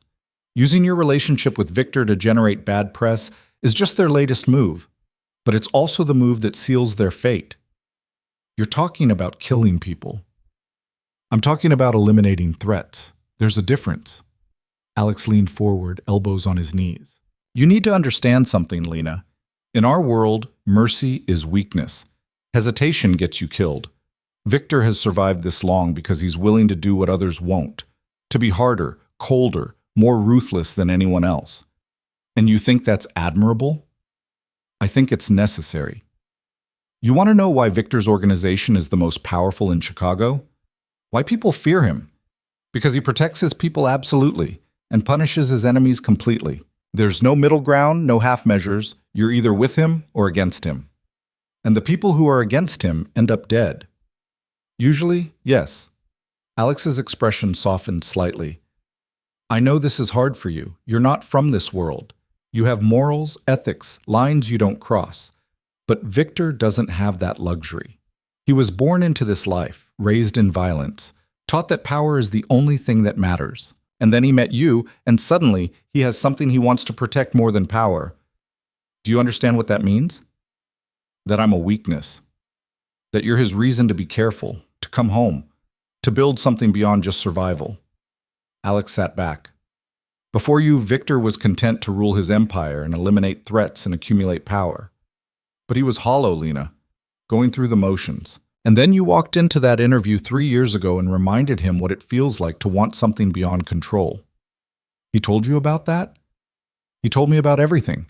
Every interaction, every time you walked past his office, every report you filed that impressed him. I watched him fall in love with you over 3 years, one small moment at a time. Alex's smile was genuine now. So no, you're not a weakness. You're his strength, the thing he fights for. And the Kozlovs just made the mistake of threatening that. Lena's phone buzzed again. Emma, asking if she was okay, if she needed anything. Lena typed back reassurances, trying to sound calmer than she felt. Can I ask you something? She said to Alex. Anything. How did you end up working for Victor? You're Russian, he's Croatian. This isn't exactly a traditional partnership. Alex's expression turned distant. My father worked for the Bratva in Moscow. When I was 15, he was killed in a territorial dispute. My mother and I were marked for death, collateral damage in someone else's war. We ran, ended up in Chicago with nothing, and Victor's father took us in. Just like that? Just like that? Dmitri Kane saw something in me, I guess. Raw talent, desperation, willingness to do what needed doing. He trained me, taught me the business, treated me like a second son. Alex's voice roughened. When he died and Victor took over, I swore loyalty to him. Not because I had to, but because he's the closest thing to family I have left. So you'd die for him? Without hesitation. And now that extends to you. Alex met her eyes. You're part of this family, Lena, which means I protect you the same way I protect Victor, with my life, if necessary. The weight of that statement settled over Lena like a heavy coat. She'd never had anyone willing to die for her except Emma, and that was different. That was sisterhood, blood ties. But Alex was offering the same fierce loyalty based solely on her connection to Victor. I don't know what to say. Don't say anything. Just accept it. Accept that you're not alone anymore, not fighting for survival by yourself. You have Victor, you have me. You have an entire organization that will move heaven and earth to keep you safe. Alex's phone buzzed, and he glanced at it. That's Victor. He's on his way back. Everything went according to plan. What plan? What did he do? He sent a message. A very clear, very final message about what happens to people who threaten you. Alex stood, stretching. The Kozlovs won't be a problem anymore. Lena's stomach twisted. Did he kill them? Does it matter? They're gone. You're safe, and life goes on. Alex moved toward the door. I'll leave you two alone. But Lena? Don't ask him for details. Don't make him relive what he had to do to protect you. Just be grateful it's over and move forward. Then Alex was gone too, and Lena was alone with her thoughts and the growing realization of what her life had become. Victor had just eliminated an entire organization because they'd taken photos of her, had killed people, or had them killed, because they'd threatened to expose their relationship. And she was supposed to just accept that. Be grateful. Move on. Could she do that? Victor returned an hour later, looking immaculate despite whatever violence he'd just orchestrated. He found Lena on the couch, staring out at the city, trying to reconcile the man she loved with the monster he'd just been. It's done, he said quietly, sitting beside her. The Kozlovs won't be an issue anymore. The photos have been pulled from circulation. The photographer has been encouraged to retire, and any media outlet that ran the story has been persuaded to issue retractions. Persuaded how? Does it matter? Yes, it matters to me. Lena turned to face him. I need to know what you did, what you're capable of, all of it, not just the sanitized version you think I can handle. Victor was quiet for a long moment. Then he said, I went to their headquarters, walked in with Alex and 10 of our people, told them they had two choices, leave Chicago immediately and never come back or die. They chose to negotiate. I chose to make an example. What does that mean? It means Sergei Kozlov, the man who ordered those photos taken, is dead, shot in front of his entire organization. His brother Dmitri is in a hospital with injuries that will remind him daily why crossing me was a mistake. And every single person in that room now knows that touching you, threatening you, or even looking at you wrong will result in consequences they can't survive. Lena felt sick. You killed a man because he took photos. I killed a man because he threatened you, because he tried to hurt you through public humiliation and exposure, because he made you a target. Victor's voice was hard, unapologetic.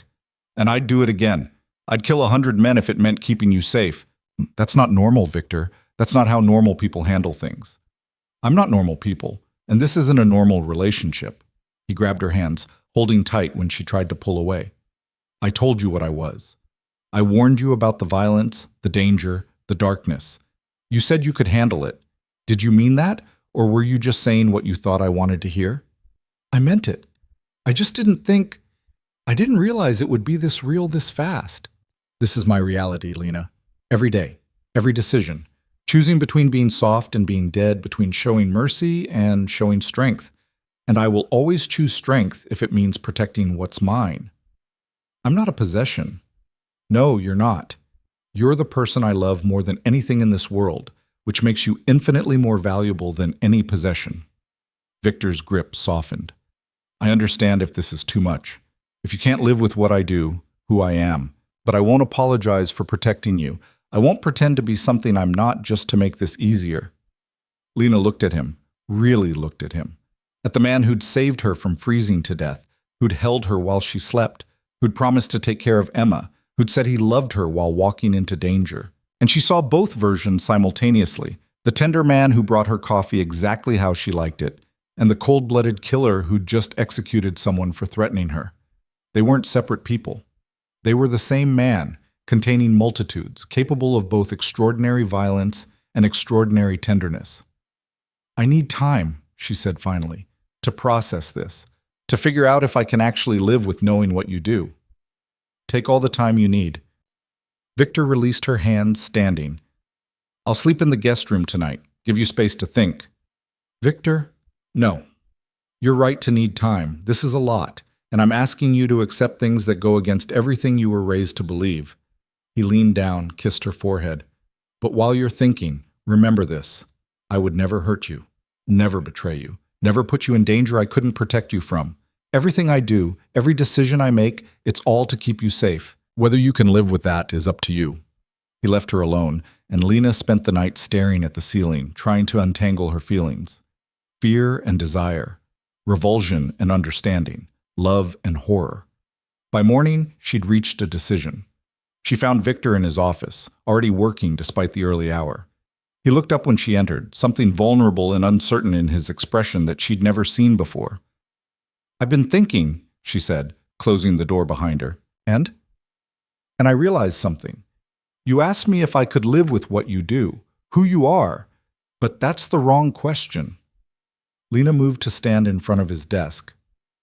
The right question is whether I can live without you, and the answer is no.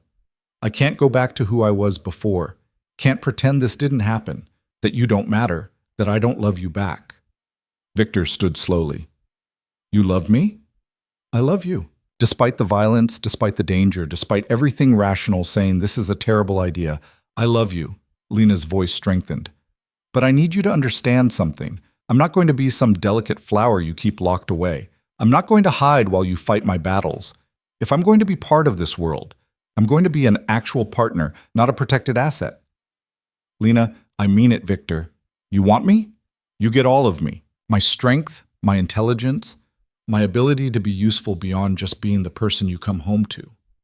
I didn't survive 3 years in your organization by being helpless. I know how things work, how money flows, how power operates. Use that. Use me. Victor came around the desk, pulling her into his arms. You're sure? Because once you cross this line, once you're actively involved in the business, there's no going back. You'll be complicit in everything we do. I've been complicit since I took this job 3 years ago. I just didn't admit it to myself. Lena met his eyes. I'm done pretending to be innocent, done lying to myself about what I'm part of. If I'm going to be in your world, I'm going to own it completely. The smile that crossed Victor's face was pure pride. You're extraordinary. You know that. I'm practical and stubborn and apparently in love with a dangerous criminal. She kissed him softly. So what happens now? Now we make it official. Public announcement, joint appearances, the whole thing. I want everyone to know you're mine and that you're protected by everything I am. Victor's hands framed her face. And then we start integrating you into the business properly. You're wasted in finance. Your talents deserve a bigger stage. What did you have in mind? What do you know about money laundering? Lena laughed, surprised. More than most people. Why?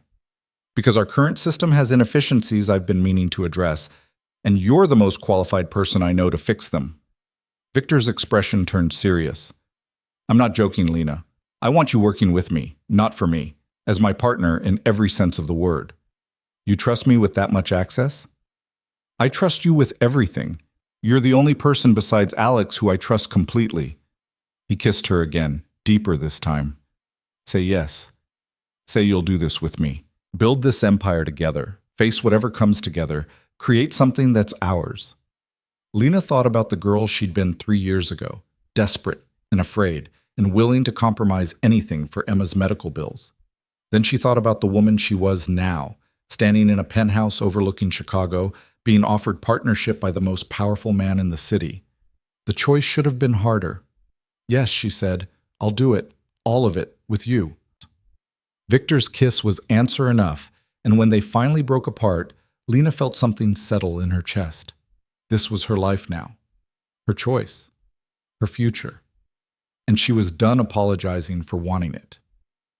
The official announcement went out that afternoon, a carefully crafted statement confirming their relationship, emphasizing Lena's qualifications and contributions to the company, making it clear that anyone who had a problem with their partnership could take it up with legal. The response was immediate and divided.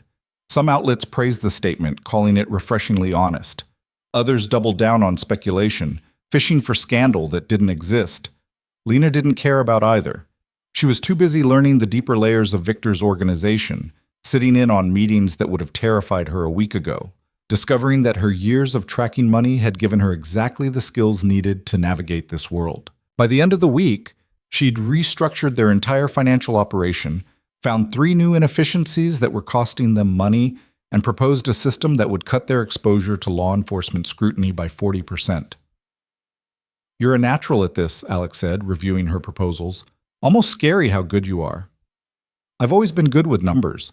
I just never had the resources or freedom to really use it before. Lena looked up from her laptop. How's Emma? Any updates? She's responding well to the new treatment. Doctors are cautiously optimistic. Alex smiled. Victor pulled strings to get her into an experimental program at Northwestern, best oncology research in the country. I need to see her. I've been so busy this week. She understands, and she's proud of you, by the way. Told me to tell you to stop worrying about her and focus on your new life. Lena felt her throat tighten. I should call her. You should. But first, we have a situation. Alex's expression turned serious. One of our suppliers got arrested. FBI raid this morning. They're looking at trafficking charges. Are we exposed? Not directly, but they're going to squeeze him, and if he talks, it could create problems. Alex pulled up files on his tablet. Victor wants your opinion on how to handle it. This was it. The moment where Lena stopped being an observer and became an active participant, where she crossed the line from knowing about illegal activities to actively helping cover them up. She should have felt guilty, should have hesitated. Instead, she felt a cold clarity settle over her. Show me the financial connections. Let me see where we're vulnerable. And just like that, Lena Carter became something she'd never imagined. A criminal, a partner in Victor Kane's empire, a woman who chose love and power over morality and safety. She should have been terrified. Instead, she felt free. 3 weeks after Lena had made her choice, Chicago experienced another snowstorm, though this one was gentler than the one that had nearly killed her. She stood at the penthouse windows watching the flakes drift down over the city, a glass of wine in her hand and Victor's jacket draped over her shoulders. So much had changed in such a short time that sometimes Lena had to stop and remind herself this was real, not some fever dream conjured up while freezing between shipping containers. You're thinking too hard again, Victor said, coming up behind her and wrapping his arms around her waist. I can practically hear the gears turning. Just processing. It's only been 3 weeks since Christmas Eve and my entire life is different. Good different or bad different? Lena leaned back against his chest. Complicated different, but mostly good. The supplier situation had been handled with surgical precision. Lena had spent 3 days combing through financial records, identifying every potential connection between their organization and the arrested man. Then she'd methodically severed each link, creating layers of shell corporations and offshore accounts that made tracing anything back to them virtually impossible. When the FBI had come knocking with questions, they'd hit a wall of perfectly legal business transactions and untraceable cash flows. The supplier had nothing to give them that would stick, and within a week, the investigation had quietly died. Victor had looked at Lena's work with something approaching awe. "You're better at this than anyone I've ever hired. I've always been good at seeing patterns, finding connections. I just never had reason to hide them before instead of exposing them." Lena had felt a strange sort of pride in that moment, in using her skills for something other than struggling to survive. "What happens to the supplier now?" "He keeps his mouth shut. We keep him on payroll from a distance. Everyone moves on." Victor had pulled her close. "You just saved us from a federal investigation. How does that feel?" "Like crossing a line I can never uncross."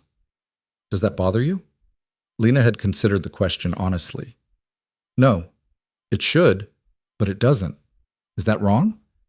"It's survival. And in our world, survival means adapting." Victor had kissed her temple. "You're a natural at this, Lena. You see the angles, understand the risks, know how to mitigate exposure. I could use someone like you permanently." "You already have me permanently." "I meant in an official capacity, chief financial officer maybe, or partner." The offer had hung between them, heavy with implications, because becoming CFO or partner meant more than just a title change. It meant public acknowledgement of her role in the organization, legal liability if anything went wrong, and a target that would never go away. It also meant power, real power, the kind she'd never imagined having. "Let me think about it," she'd said. Now, 3 weeks later, Lena was still thinking, still weighing the costs and benefits, still trying to reconcile the person she'd been with the person she was becoming. "Emma's latest test results came back this morning," Victor said, breaking into her thoughts. "The experimental treatment is working. Her tumors have shrunk by 40%. Lena spun in his arms, wine sloshing dangerously close to the rim of her glass. 40%? Are you sure?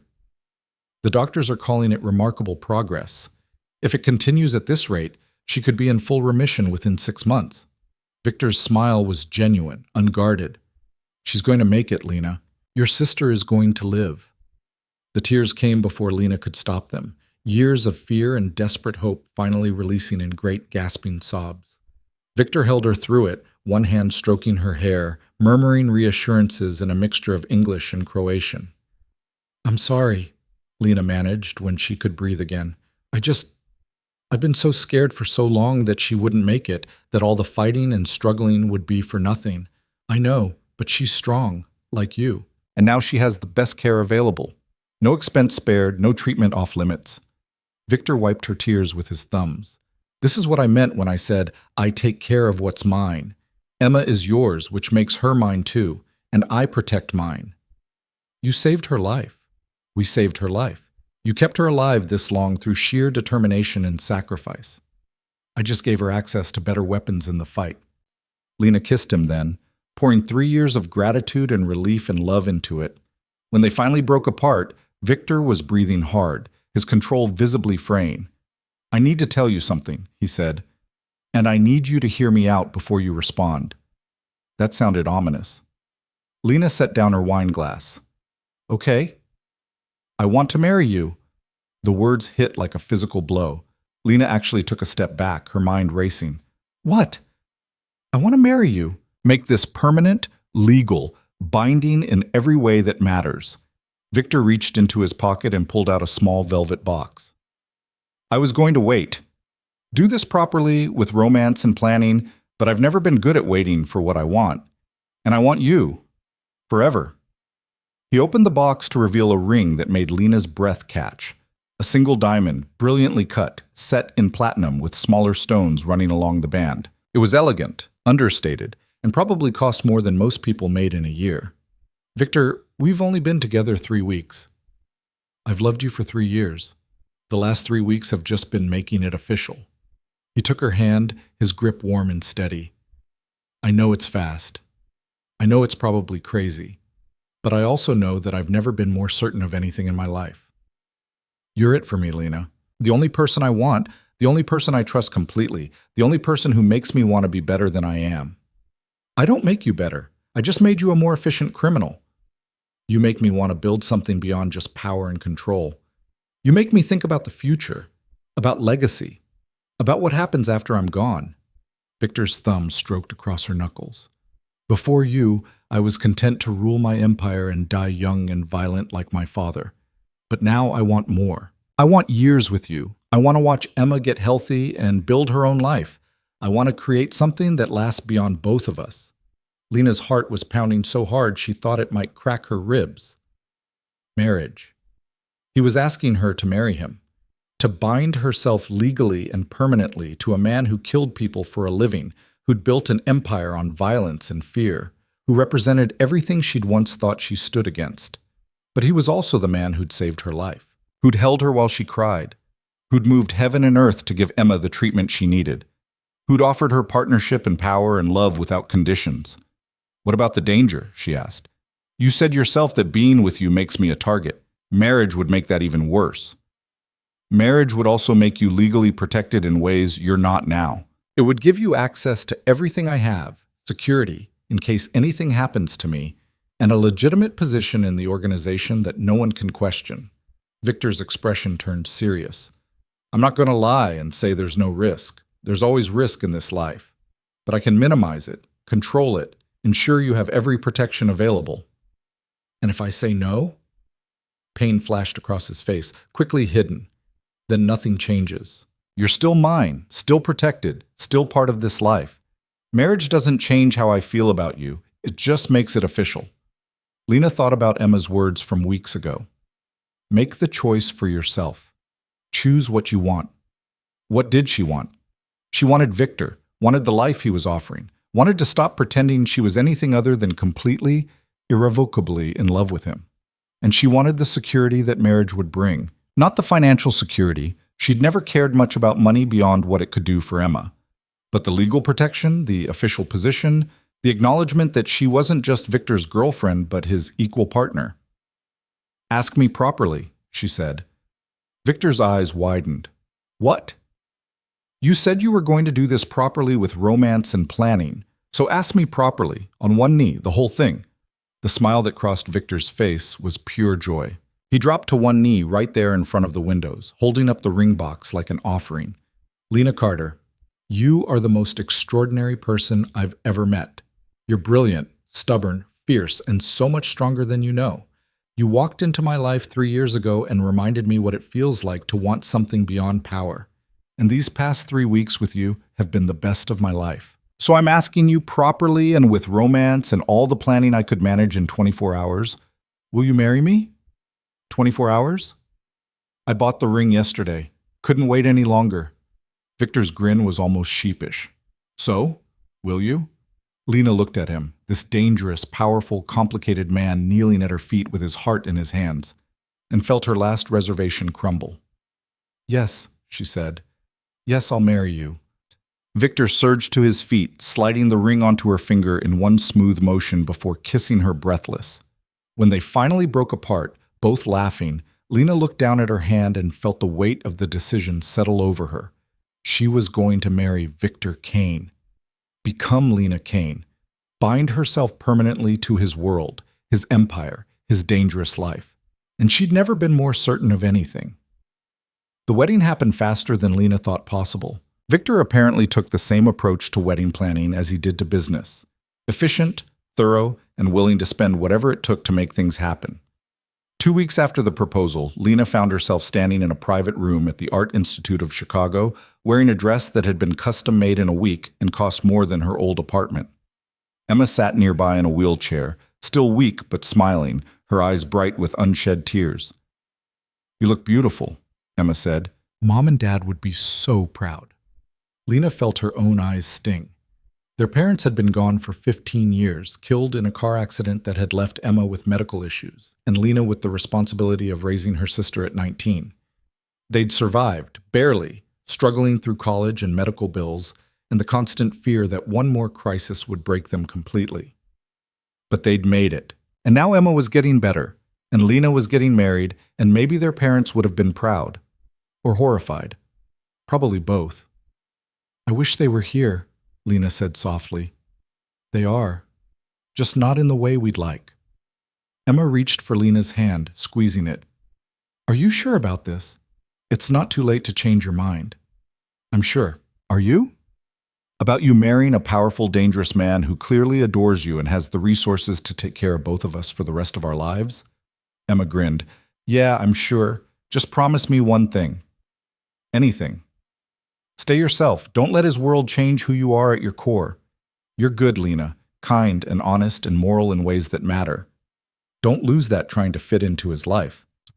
Lena thought about the financial records she'd altered, the investigation she'd helped bury, the lines she'd already crossed. What if I've already lost it? You haven't. I can see it in your eyes, hear it in your voice. You're still you, just evolved, adapted, stronger. Emma's smile turned wry. Plus, let's be honest, Victor needs someone like you to keep him human. Without you, he'd just be another ruthless criminal. With you, he's something more. What's that? Someone who has something to lose, something worth protecting. That makes him more dangerous, sure, but also more careful, more thoughtful. Emma pulled Lena down into a hug. Now go marry him before he sends Alex to drag you down the aisle. The ceremony was small, intimate, just Victor's closest people and Emma. Alex stood as Victor's best man, looking uncomfortable in a suit, but proud nonetheless. A judge performed the service, someone Victor knew who didn't ask questions about the various illegal activities his organization engaged in. Lena walked down the aisle without anyone to give her away. Because she wasn't property to be transferred, she was a woman making her own choice, and met Victor at the altar with her head held high. He looked at her like she was the only person in the world, like he couldn't quite believe she was real and his, and about to become his wife. You're beautiful, he murmured when she reached him. You're not so bad yourself. The ceremony was brief, traditional vows, with a few modifications to acknowledge their unusual circumstances. When the judge pronounced them husband and wife, Victor kissed her with a tenderness that made Lena's heart ache. Mrs. Kane, he whispered against her lips. Finally. The reception was held in the penthouse, catered by the best restaurant in Chicago and attended by people who wielded real power in the city. Legitimate business people rubbed shoulders with criminals, politicians drank with mob enforcers, and everyone pretended they didn't know exactly what kind of empire Victor had built. Lena moved through it all on Victor's arm, accepting congratulations and fielding questions and slowly realizing that she'd just become one of the most powerful women in Chicago by virtue of who she'd married. How does it feel? Alex asked during a quiet moment, finding her on the balcony while Victor dealt with some business call. Surreal, like I'm playing dress-up in someone else's life.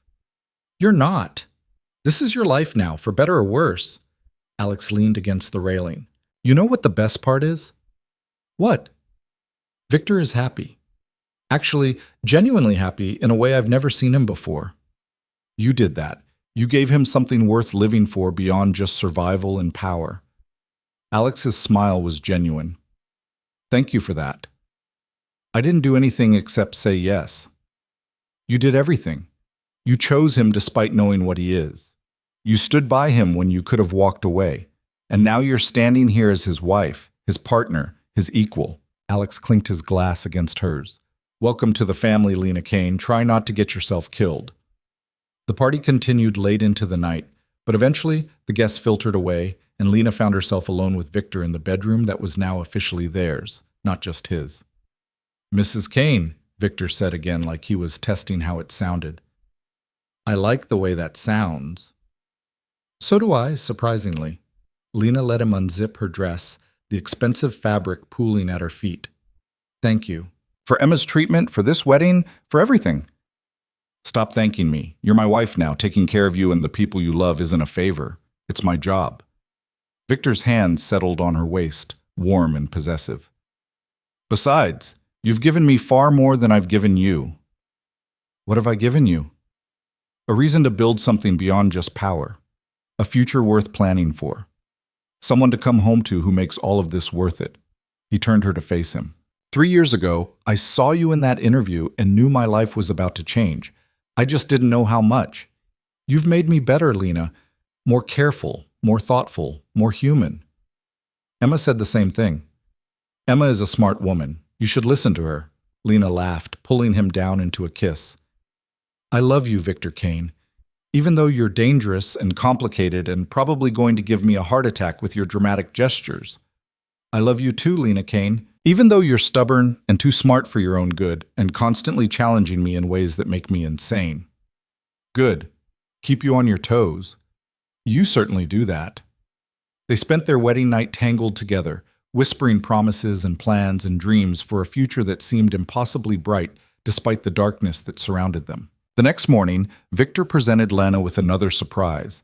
Legal documents making her official CFO of Kane Industries, with full signing authority and access to everything. Partnership papers giving her 50% ownership of the legitimate businesses. And a trust fund in Emma's name that would ensure her care for the rest of her life, regardless of what happened to either of them. You're giving me half your empire? Lena stared at the papers, stunned. I'm giving you what you've earned. You've restructured our entire financial operation, saved us from federal investigation, and proven you're better at this than anyone else I could hire. Victor's expression was serious. Besides, this protects you. If something happens to me, you're not left vulnerable. You own half of everything, legally and legitimately.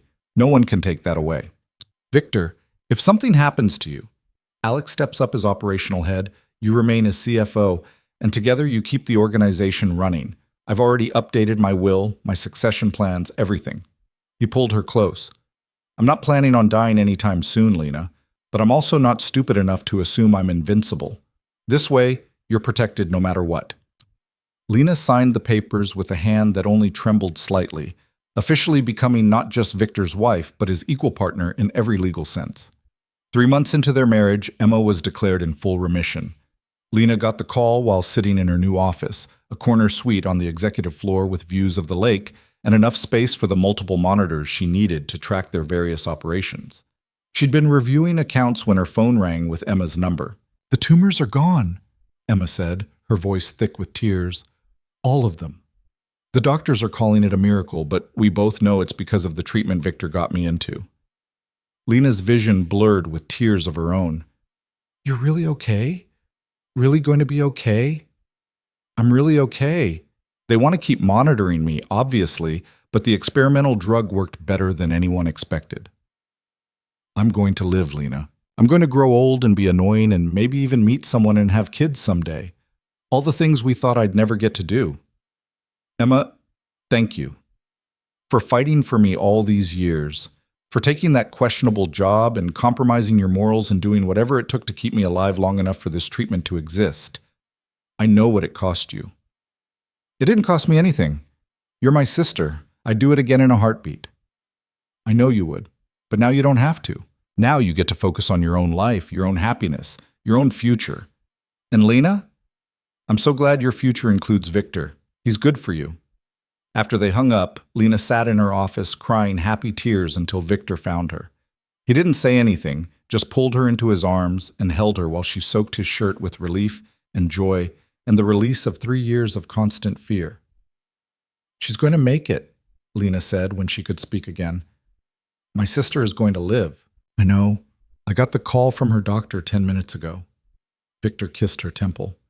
You don't have to carry that weight anymore, Lena. You can breathe now. And for the first time since Emma's diagnosis, Lena did exactly that. Took a deep, full breath unclouded by fear or desperation or the constant calculation of medical costs versus survival odds. 6 months after the wedding, Lena stood once again at the penthouse windows watching snow fall over Chicago. But this time, Emma was with her, healthy and glowing and talking excitedly about the college classes she was planning to take in the spring.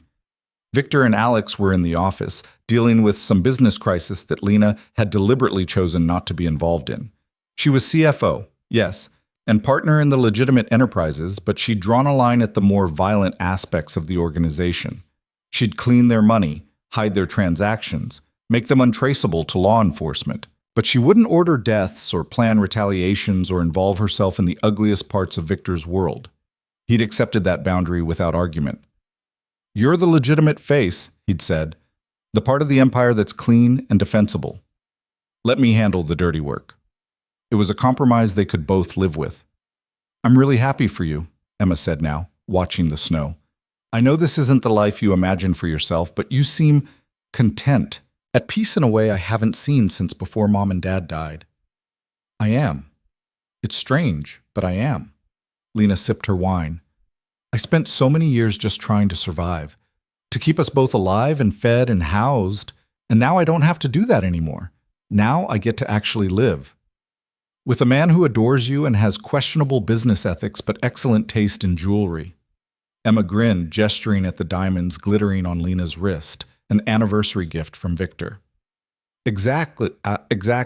Could be worse. Could be freezing to death in a warehouse lot. Lena laughed. Could definitely be that. They stood together in companionable silence, watching the city transform under its blanket of white. And Lena thought about that night, about nearly dying in the cold, about Victor's voice cutting through the storm with absolute certainty that he'd found her. That night had changed everything, had taken her from invisible analyst to the most important person in a dangerous man's world, had given her power and position and a partner who loved her with an intensity that still took her breath away. Do you ever regret it? Emma asked quietly. Choosing this life? Lena considered the question honestly. She'd crossed lines she'd never thought she'd cross.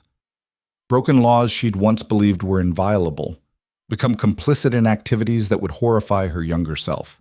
But she'd also saved Emma's life, found love in the most unexpected place, discovered strength and capability she'd never known she possessed, built something real and lasting with someone who saw her, truly saw her, and chose her anyway. No, she said finally. I don't regret it, not for a second. Victor found them an hour later, wrapping his arms around Lena from behind and resting his chin on her shoulder. What are you two conspiring about? Girl talk? Very secret. Emma smiled at them both. But I should go. I have a date tonight. A date? Lena turned to face her sister. With who? Since when? Since 2 weeks ago when I met him at physical therapy. His name is David, he's a teacher, and he has no idea who my brother-in-law is, which is refreshing. Emma grabbed her coat. Don't wait up. And Victor, if you have him followed or investigated or whatever creepy protective thing you're planning, at least be subtle about it. Victor's grin was unrepentant. No promises. After Emma left, Lena turned in Victor's arms to face him. You're not actually going to have her boyfriend investigated, are you? I already have. He's clean. No criminal record, no concerning associations, stable job, good family. He seems genuinely nice, which is the only reason I'm letting this proceed without interference. You're impossible. I'm thorough. There's a difference. Victor kissed her softly. How was your day? Good. Finished restructuring the Eastern accounts, had a meeting with our lawyers about the new holding company, reviewed the quarterly reports. Lena smiled. Just another day running a criminal empire. Technically, you're running the legitimate empire. I'm running the criminal one. Semantics. Important semantics. Victor's expression turned serious. Are you happy, Lena? Really happy? Because if you're not, if any of this is too much, we can change things. Scale back, step away from parts of the business, whatever you need. Lena cupped his face in her hands. I'm happy. Actually, genuinely happy. Yes, it's complicated and dangerous and morally questionable, but I have you, Emma is healthy, and I'm building something that matters. That's more than I ever thought I'd have. You deserve more. Maybe. But this is what I chose, and I don't regret it. Even knowing what I am, what I do, especially knowing that, Lena kissed him. You're not a good man, Victor Kane, but you're mine, and that's all that matters to me. His answering smile was fierce and possessive and entirely genuine. And you're mine, Lena Kane, for better or worse, in power and in danger, until death do us part. That's not how the traditional vows go. We're not traditional people. No, Lena agreed, settling into his arms and looking out at the snow-covered city that had nearly killed her and then given her everything. No, we're really not. A year after that terrible Christmas Eve, Lena stood at the same windows on another snowy night. But this time, she wasn't alone and freezing and forgotten. She was warm, loved, powerful, and exactly where she was meant to be. Victor came up behind her, wrapping a blanket around her shoulders. "What are you thinking about?" "About how different everything is now, about how one night changed my entire life. The night I found you. The night I almost died and you saved me, and then kept saving me over and over in ways I didn't know I needed." Victor's arms tightened around her. "You saved yourself, Lena. I just gave you the resources to survive. Everything else, the strength, the courage, the choice to stay, that was all you. We saved each other then." "Yeah," Victor agreed softly. "We did." They stood together watching the snowfall, and Lena thought about the girl who'd taken a questionable job to pay medical bills, who'd kept her head down and followed the rules and tried so hard to be invisible. That girl was gone, transformed by fire and ice and love into someone stronger, someone who could navigate dangerous waters with confidence, someone who'd chosen power over safety and never looked back. Lena Kane wasn't that frightened analyst anymore. She was a partner, a wife, a force to be reckoned with in her own right. And it had all started on a brutal Christmas Eve in a frozen warehouse lot, when a dangerous man had come looking for her through a storm. "I love you," she said, turning in Victor's arms. "I love you too," he replied. "More than power, more than the empire, more than anything. Even though I'm stubborn and challenge you constantly, especially because of that." Lena smiled, kissed him, and felt the last piece of her old life fall away. She'd chosen this dangerous, complicated, morally ambiguous life. Chosen this dangerous, complicated, utterly devoted man. And she'd never been more certain that she'd made the right choice. Outside, the snow continued to fall over Chicago, blanketing the city in white. But inside the penthouse, wrapped in Victor's arms with her sister healthy and her future secure, Lena was warm, and she was home.